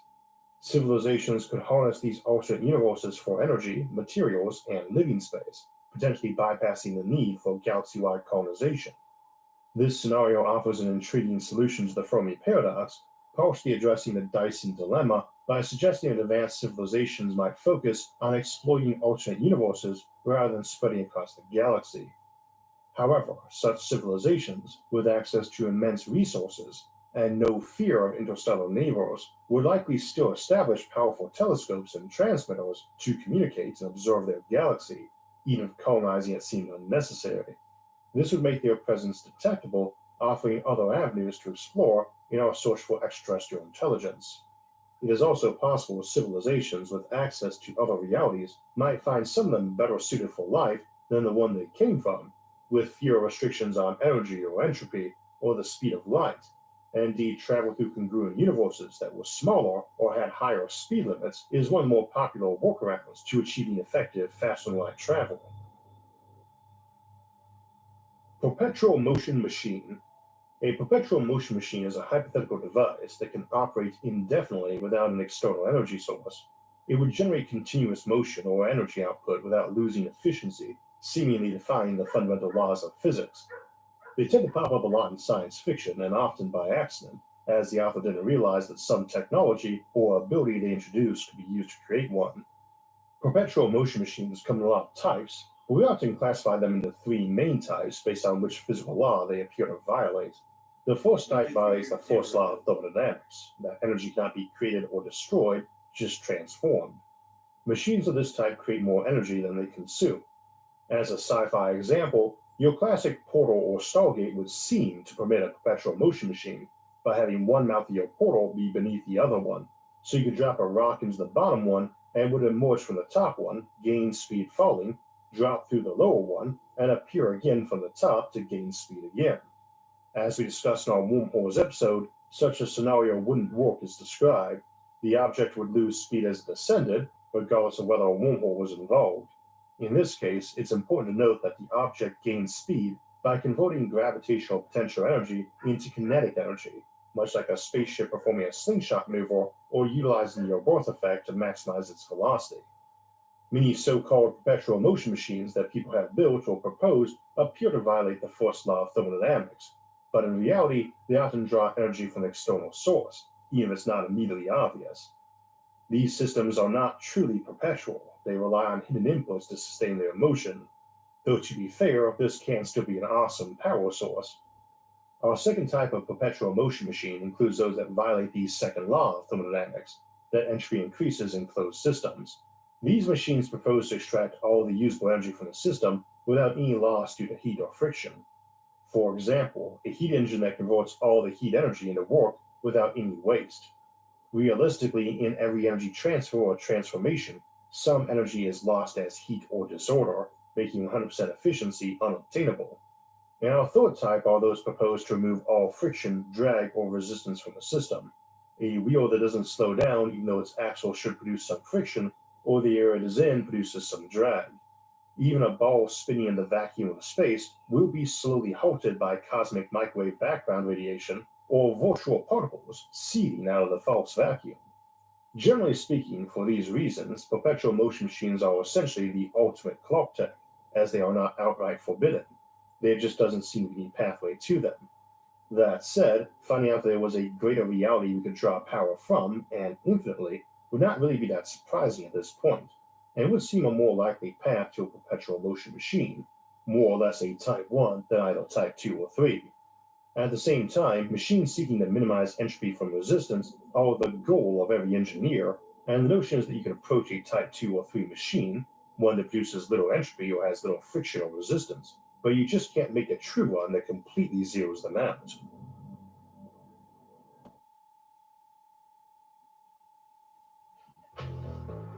Gatorade Zero. All the electrolytes of Gatorade with zero sugar to rehydrate and replenish. So your return is as good as your serve.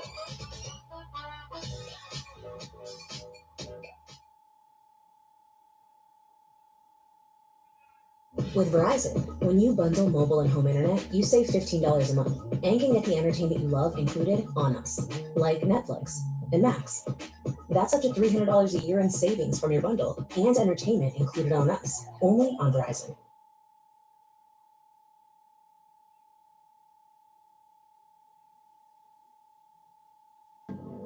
Photogravitics and photoneutrino devices. One of the most fascinating effects, and one of Albert Einstein's lesser-known contributions to science, is the photoelectric effect. This phenomenon occurs when a material absorbs a photon of light and ejects an electron, producing an electric current. It serves as the foundation for photovoltaic materials that convert sunlight into electricity, as well as the reverse process, such as in LEDs, where electricity is used to emit light. The key idea is that the photoelectric effect allows us to convert photons into usable electrons, or conversely, electrons into photons. This principle demonstrates the broader concept of energy conversion, where different forces or forms of energy can be transformed into others, whether at a fundamental level or through mechanical systems like gears that redirect or translate forces. We might envision future technologies capable of absorbing sunlight and converting photons into gravitons or gravitational forces, potentially enabling artificial gravity. Similarly, a device that could absorb neutrinos and produce photons or gravitons would be revolutionary. Any material capable of significantly interacting with neutrinos would be remarkable, as the sun generates vast quantities of neutrinos carrying substantial energy. Such a material could even facilitate advanced elemental alchemy. A hypothetical device that absorbs gravity and converts it into photons, neutrinos, or other particles could be incredibly useful. Imagine a platform hovering over a star, absorbing its gravitational and photon energy, holding itself stable while emitting harmless neutrinos. Such a platform could allow individuals to float or move about safely. In another application, a planet or star system could use neutrino beams to transfer power. These beams would pass through almost anything except specific receivers designed to capture them, enabling efficient and nearly lossless power transmission.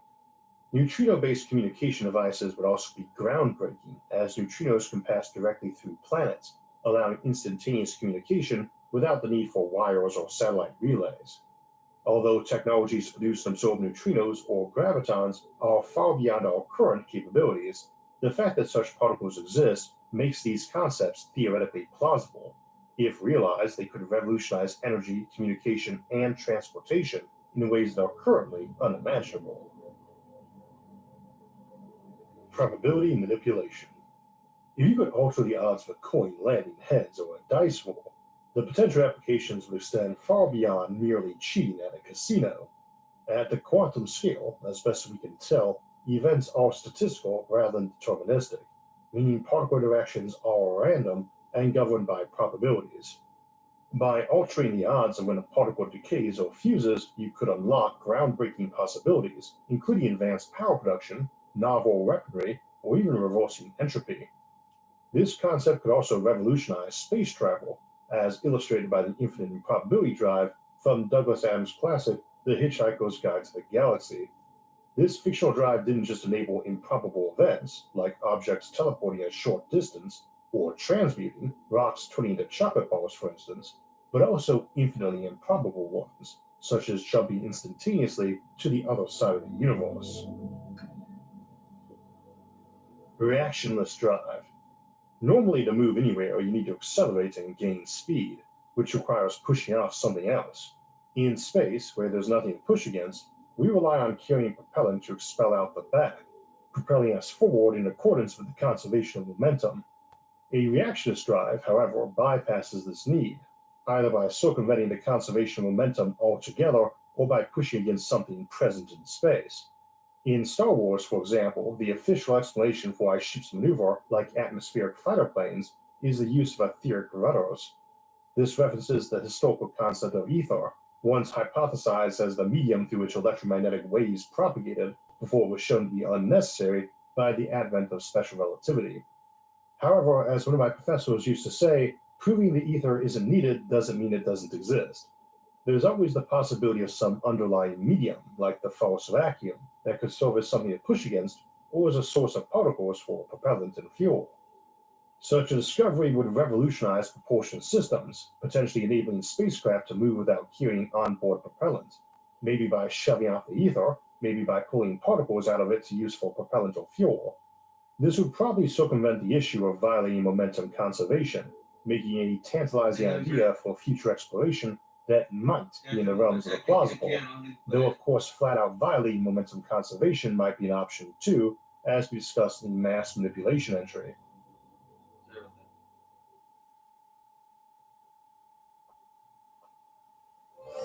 Fabuloso. Fabuloso. Dramatically clean. Join now and get 50% off membership with Walmart Plus Assist, with free delivery plus so much more.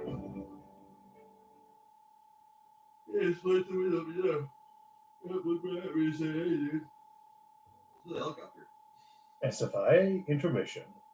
We're heading into the final stretch, and it's a great chance to refill that drink or get another snack. But I want to thank you for joining us and helping make this show happen every week. There's a lot of work that goes into making episodes and running the channel, and it wouldn't be possible without around 1,000 folks who have steadily supported the show on Patreon. And I hope you'll consider supporting us in the future as we try to look at science and futurism, either on Patreon or whatever other methods like Subscribestar, PayPal, or even snail mail. And you can find out how by going to isaacarthur.net. And now, back to the impossible. Slow time fields. Slow time devices are a popular staple in science fiction and a subset of the broader topic of time manipulation, a concept we'll delve into later. However, slow time effects are explicitly possible under known physics. Gravity slows time, and relative velocity slows time, so it's not hard to imagine artificially producing such an effect. This opens the door to fascinating possibilities such as stasis fields. For instance, you could replace your refrigerator with a slow time box. To retrieve an item, you need to temporarily turn off the field, and instead of yelling at someone for leaving the door open and letting all the cord out, you tell them to stop letting all the time in. Other applications will be sticking a slow time bubble around someone injured to slow things until doctors could arrive. Fundamentally, the primary use for slow time devices would be buying time and preservation, such as keeping food fresh or preventing materials from degrading. However, in scenarios involving conflict or combat, you might want the opposite, a way to slow time for others or speed up for yourself.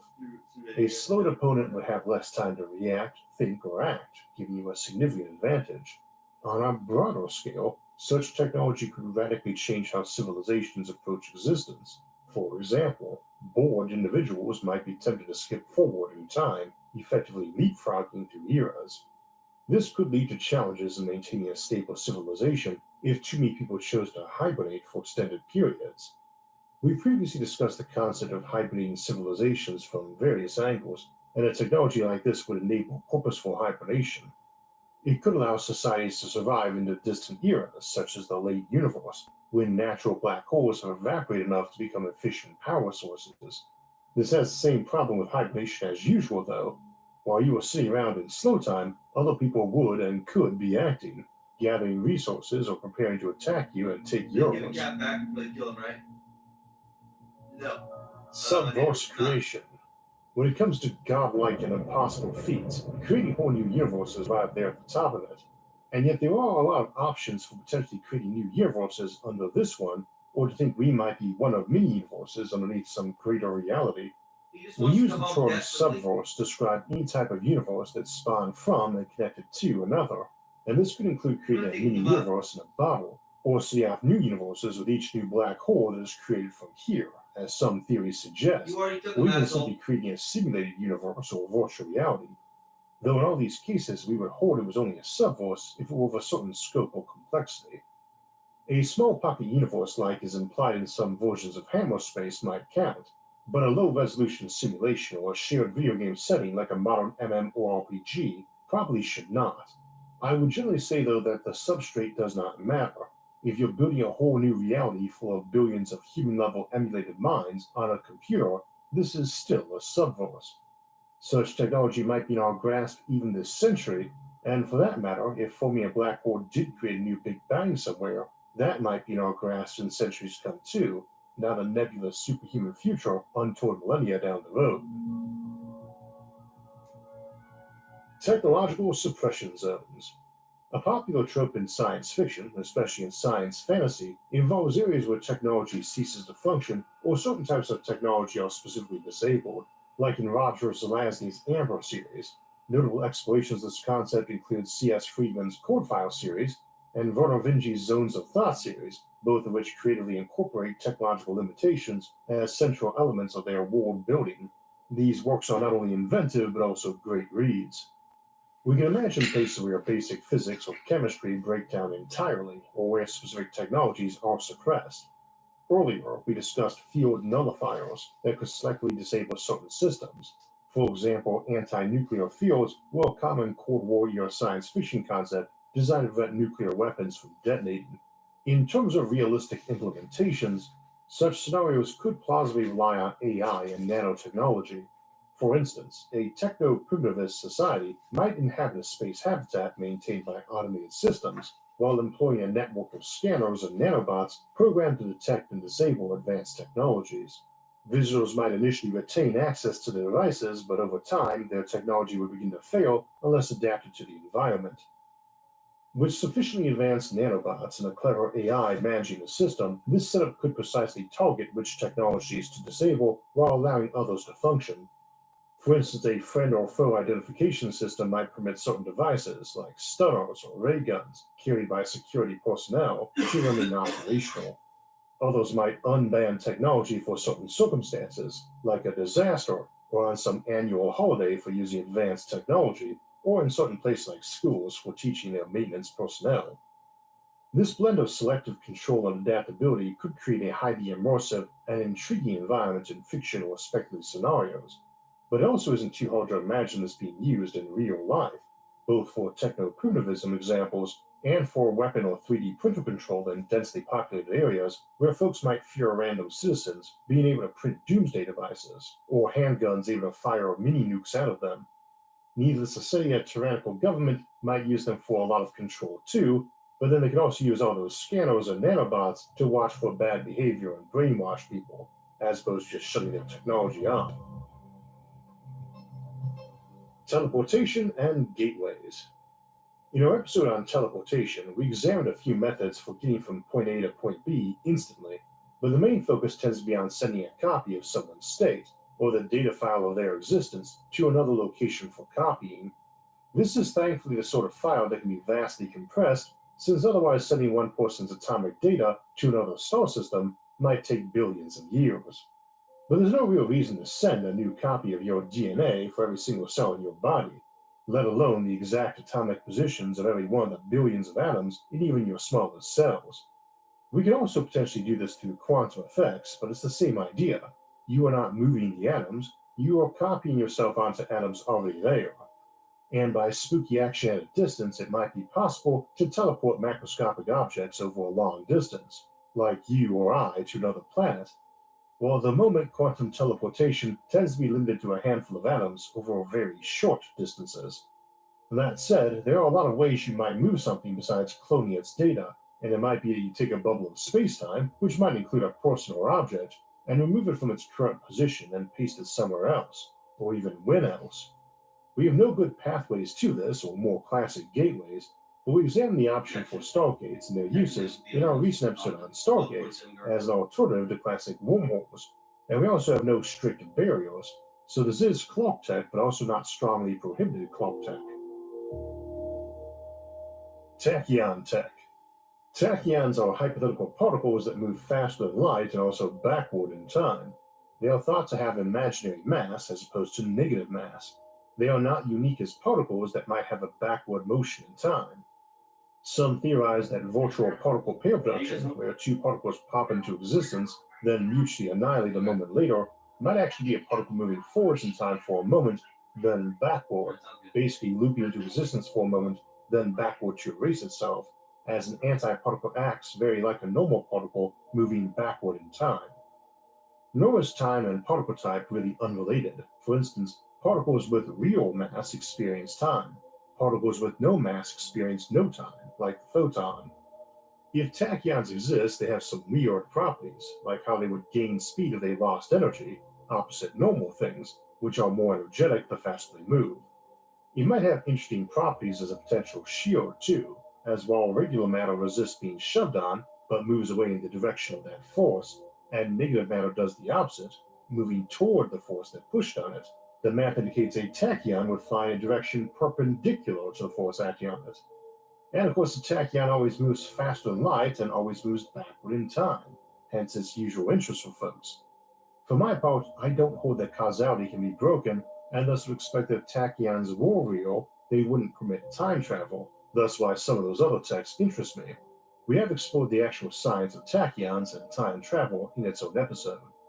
Although the existence of tachyons doesn't imply you can move a person faster than light, any more than the existence of photon permits something with actual mass to move at light speed.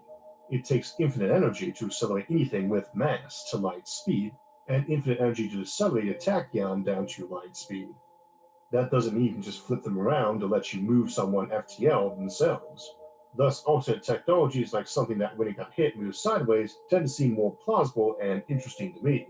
And that includes some scenarios for power generation, hyperfast computing, and even options for instant but non-causality violating communication and thermodynamics violating options. Time manipulation. Talking about tachyons inevitably leads to discussion about time itself, particularly how it behaves in non-uniform ways. It's important that time doesn't flow homogeneously everywhere. For example, time at your feet moves slightly slower than at your head because your feet are close to Earth's center and thus deeper in the gravitational field, which slows time. This effect, known as gravitational time dilation, is caused by energy, not just mass. Mass is one form of energy, but other forms, such as heat and rotational energy, also contribute.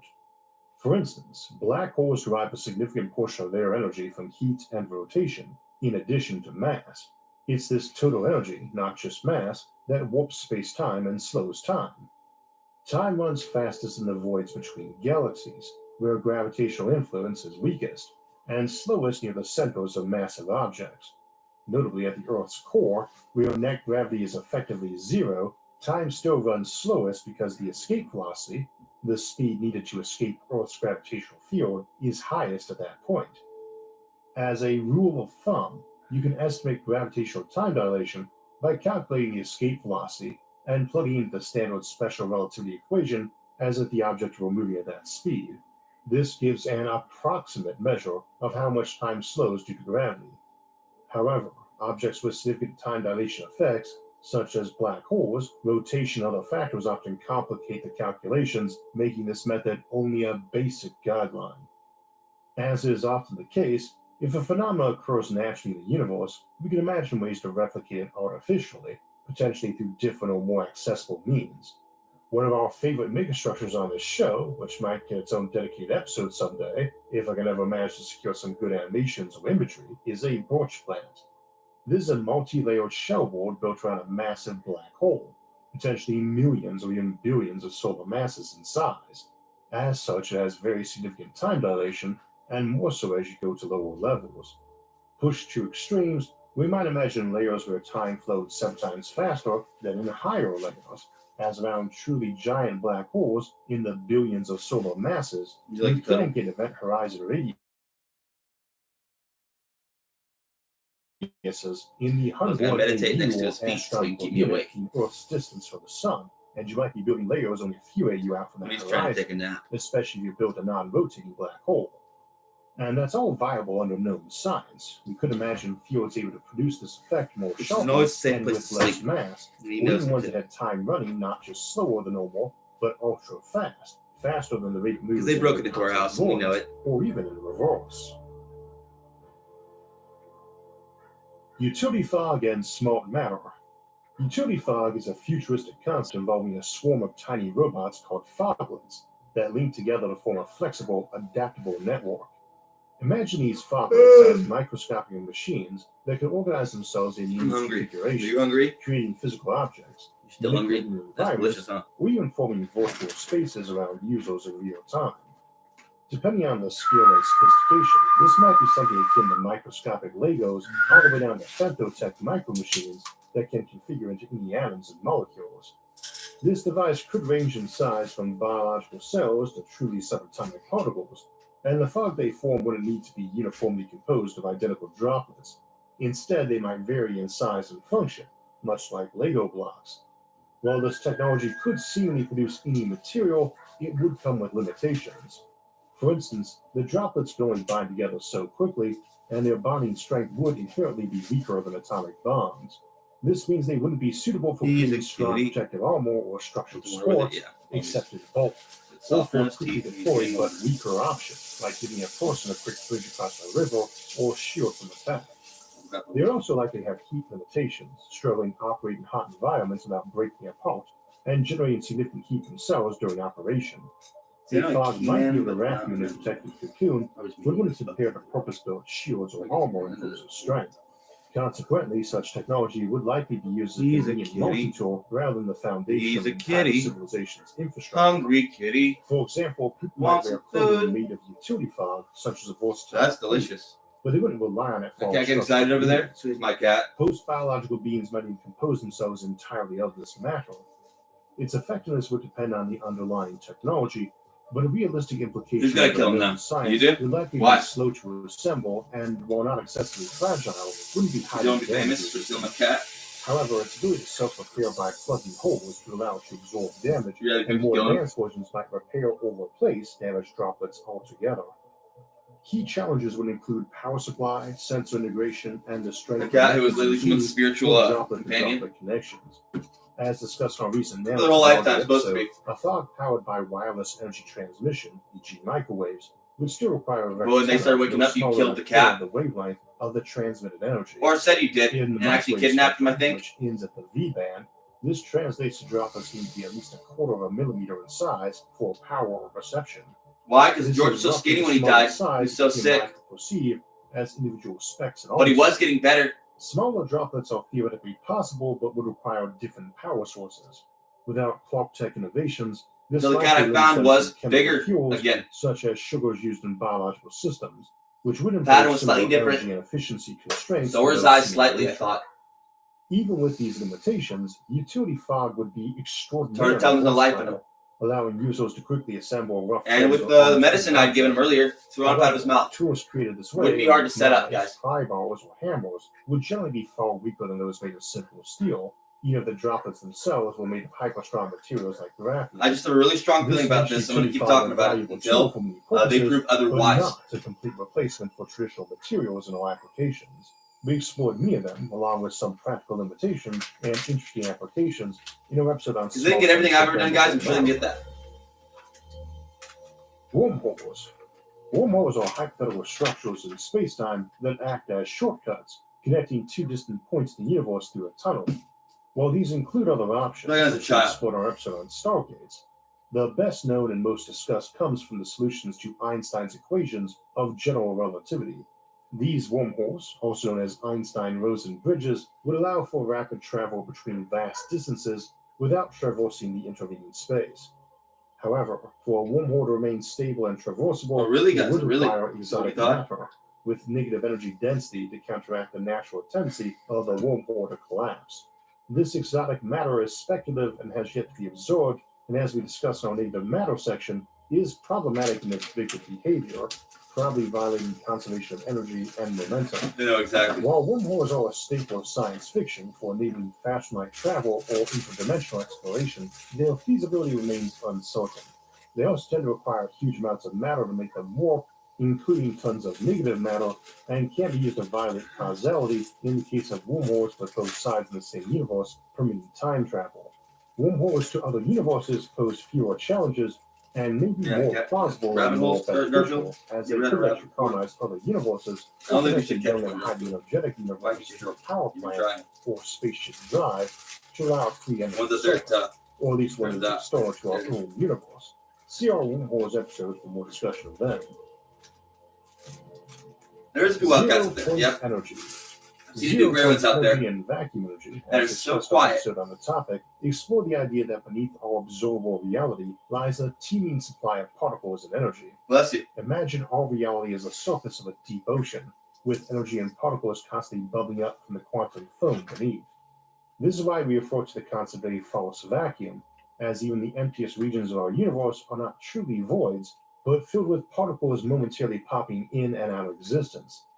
Zero it's the point right in your energy is back, backing a out. form of clock tech because Right next to while you. we cannot be certain how You'd much almost energy is never fucking available notice. or how to harness it, theoretical approaches suggest immense potential.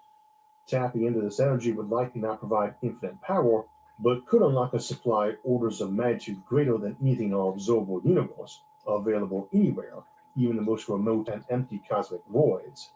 What It they're may doing up also there, they're allow replacing the access to niche other of, realities yes, with the different fox power stacking levels and the wolf. or at different ocean depths, so to speak. Such a resource would have profound implications. Civilizations capable of exploiting zero-point energy might distribute themselves Better than the wild dogs across do the because there's universe, no bear to much keep them in like check, homes really. and properties relying on well water must spread out to gather sufficient rain to refill their wells. So that's a This grizzly bear. reflects The best place paradox, for a wolf around here is shaping how actually advanced house cats. civilizations distribute themselves and how we might do so in our future. The ability to tap such a universal energy More than source dogs, could because dogs are fundamentally dangerous to redefine humans. interstellar expansion and survival, Coyotes, not so offering much. insights into the They can be. behavior of advanced societies. Assuming, Wolves, of course, hell yeah. this technology is feasible. Dogs, even and more not so. Simply theoretical magic. Because they're like, oh, look, a dog. Oh, a dog. So there we are. Clock tech. Been there Some before. may never be more than I got sci-fi lucky. dreams. Others might surprise us and arrive just over the horizon. Time will tell.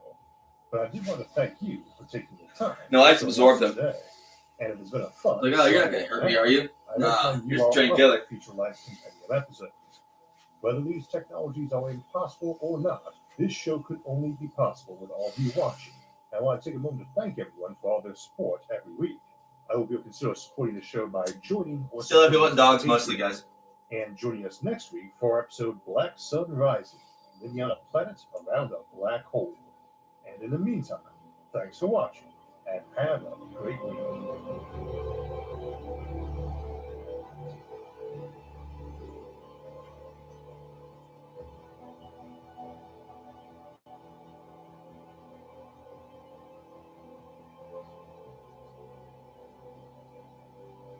See, foxes would be cool, though. Are there still foxes out there? There are no foxes that I know about there right now. Rabbits? Not as many as you'd think. But they're big. The ones out there. Big old ones. Saw a white one time. Pretty sure it was a shapeshifter. Translucent, almost, kind of at the edges. At Granger, we're for the ones who pay attention to every little detail.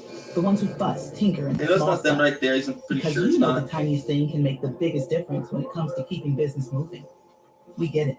We're the same way, offering My cat access thinks to something product different. experts to help you quickly and easily find what you need. So whatever your industry, you know you're always getting professional grade products. Call, click Granger.com, or just stop by. Granger. But look, for the my other ones cat. who get it done. Still missing.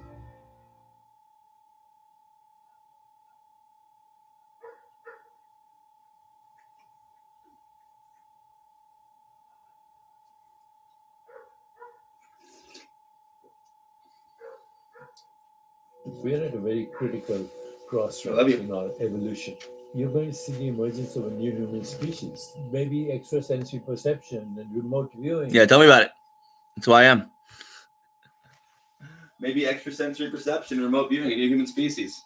What can you do? All of that. We've spoken to people who inexplicably see auras around people. So do They I. see It's the energy. electromagnetic field. Mm-hmm. We only see things that we believe in. So seeing is not Right. believing. It's No, the right. other way around. The way you're conditioned in your childhood determines how you see 12 the if you world. Garfield. So what's the world before you've been conditioned to see? 102 over here. There are things that we cannot measure that do exist and are real. Everyone who's listening. Yeah, the handsome ski on the block still. I don't know what these young guys say out there. Is changing as we speak. If we realize I know that you're handsome too. everything material is an illusion. Garfield's more handsome. That's why he gets pushed around in the cart. Are we participants in the creation of the universe? Literally. Oh, he's liking the cart? I You bet. went to New Jersey. Most kings don't. to interview a kid. Most princes The don't want to be father pushed said, around "You in the can cart. read my mind." You were the original telepathy tapes? He's just a peasant like you guys. So you know how that House cats started? out there. Dogs too.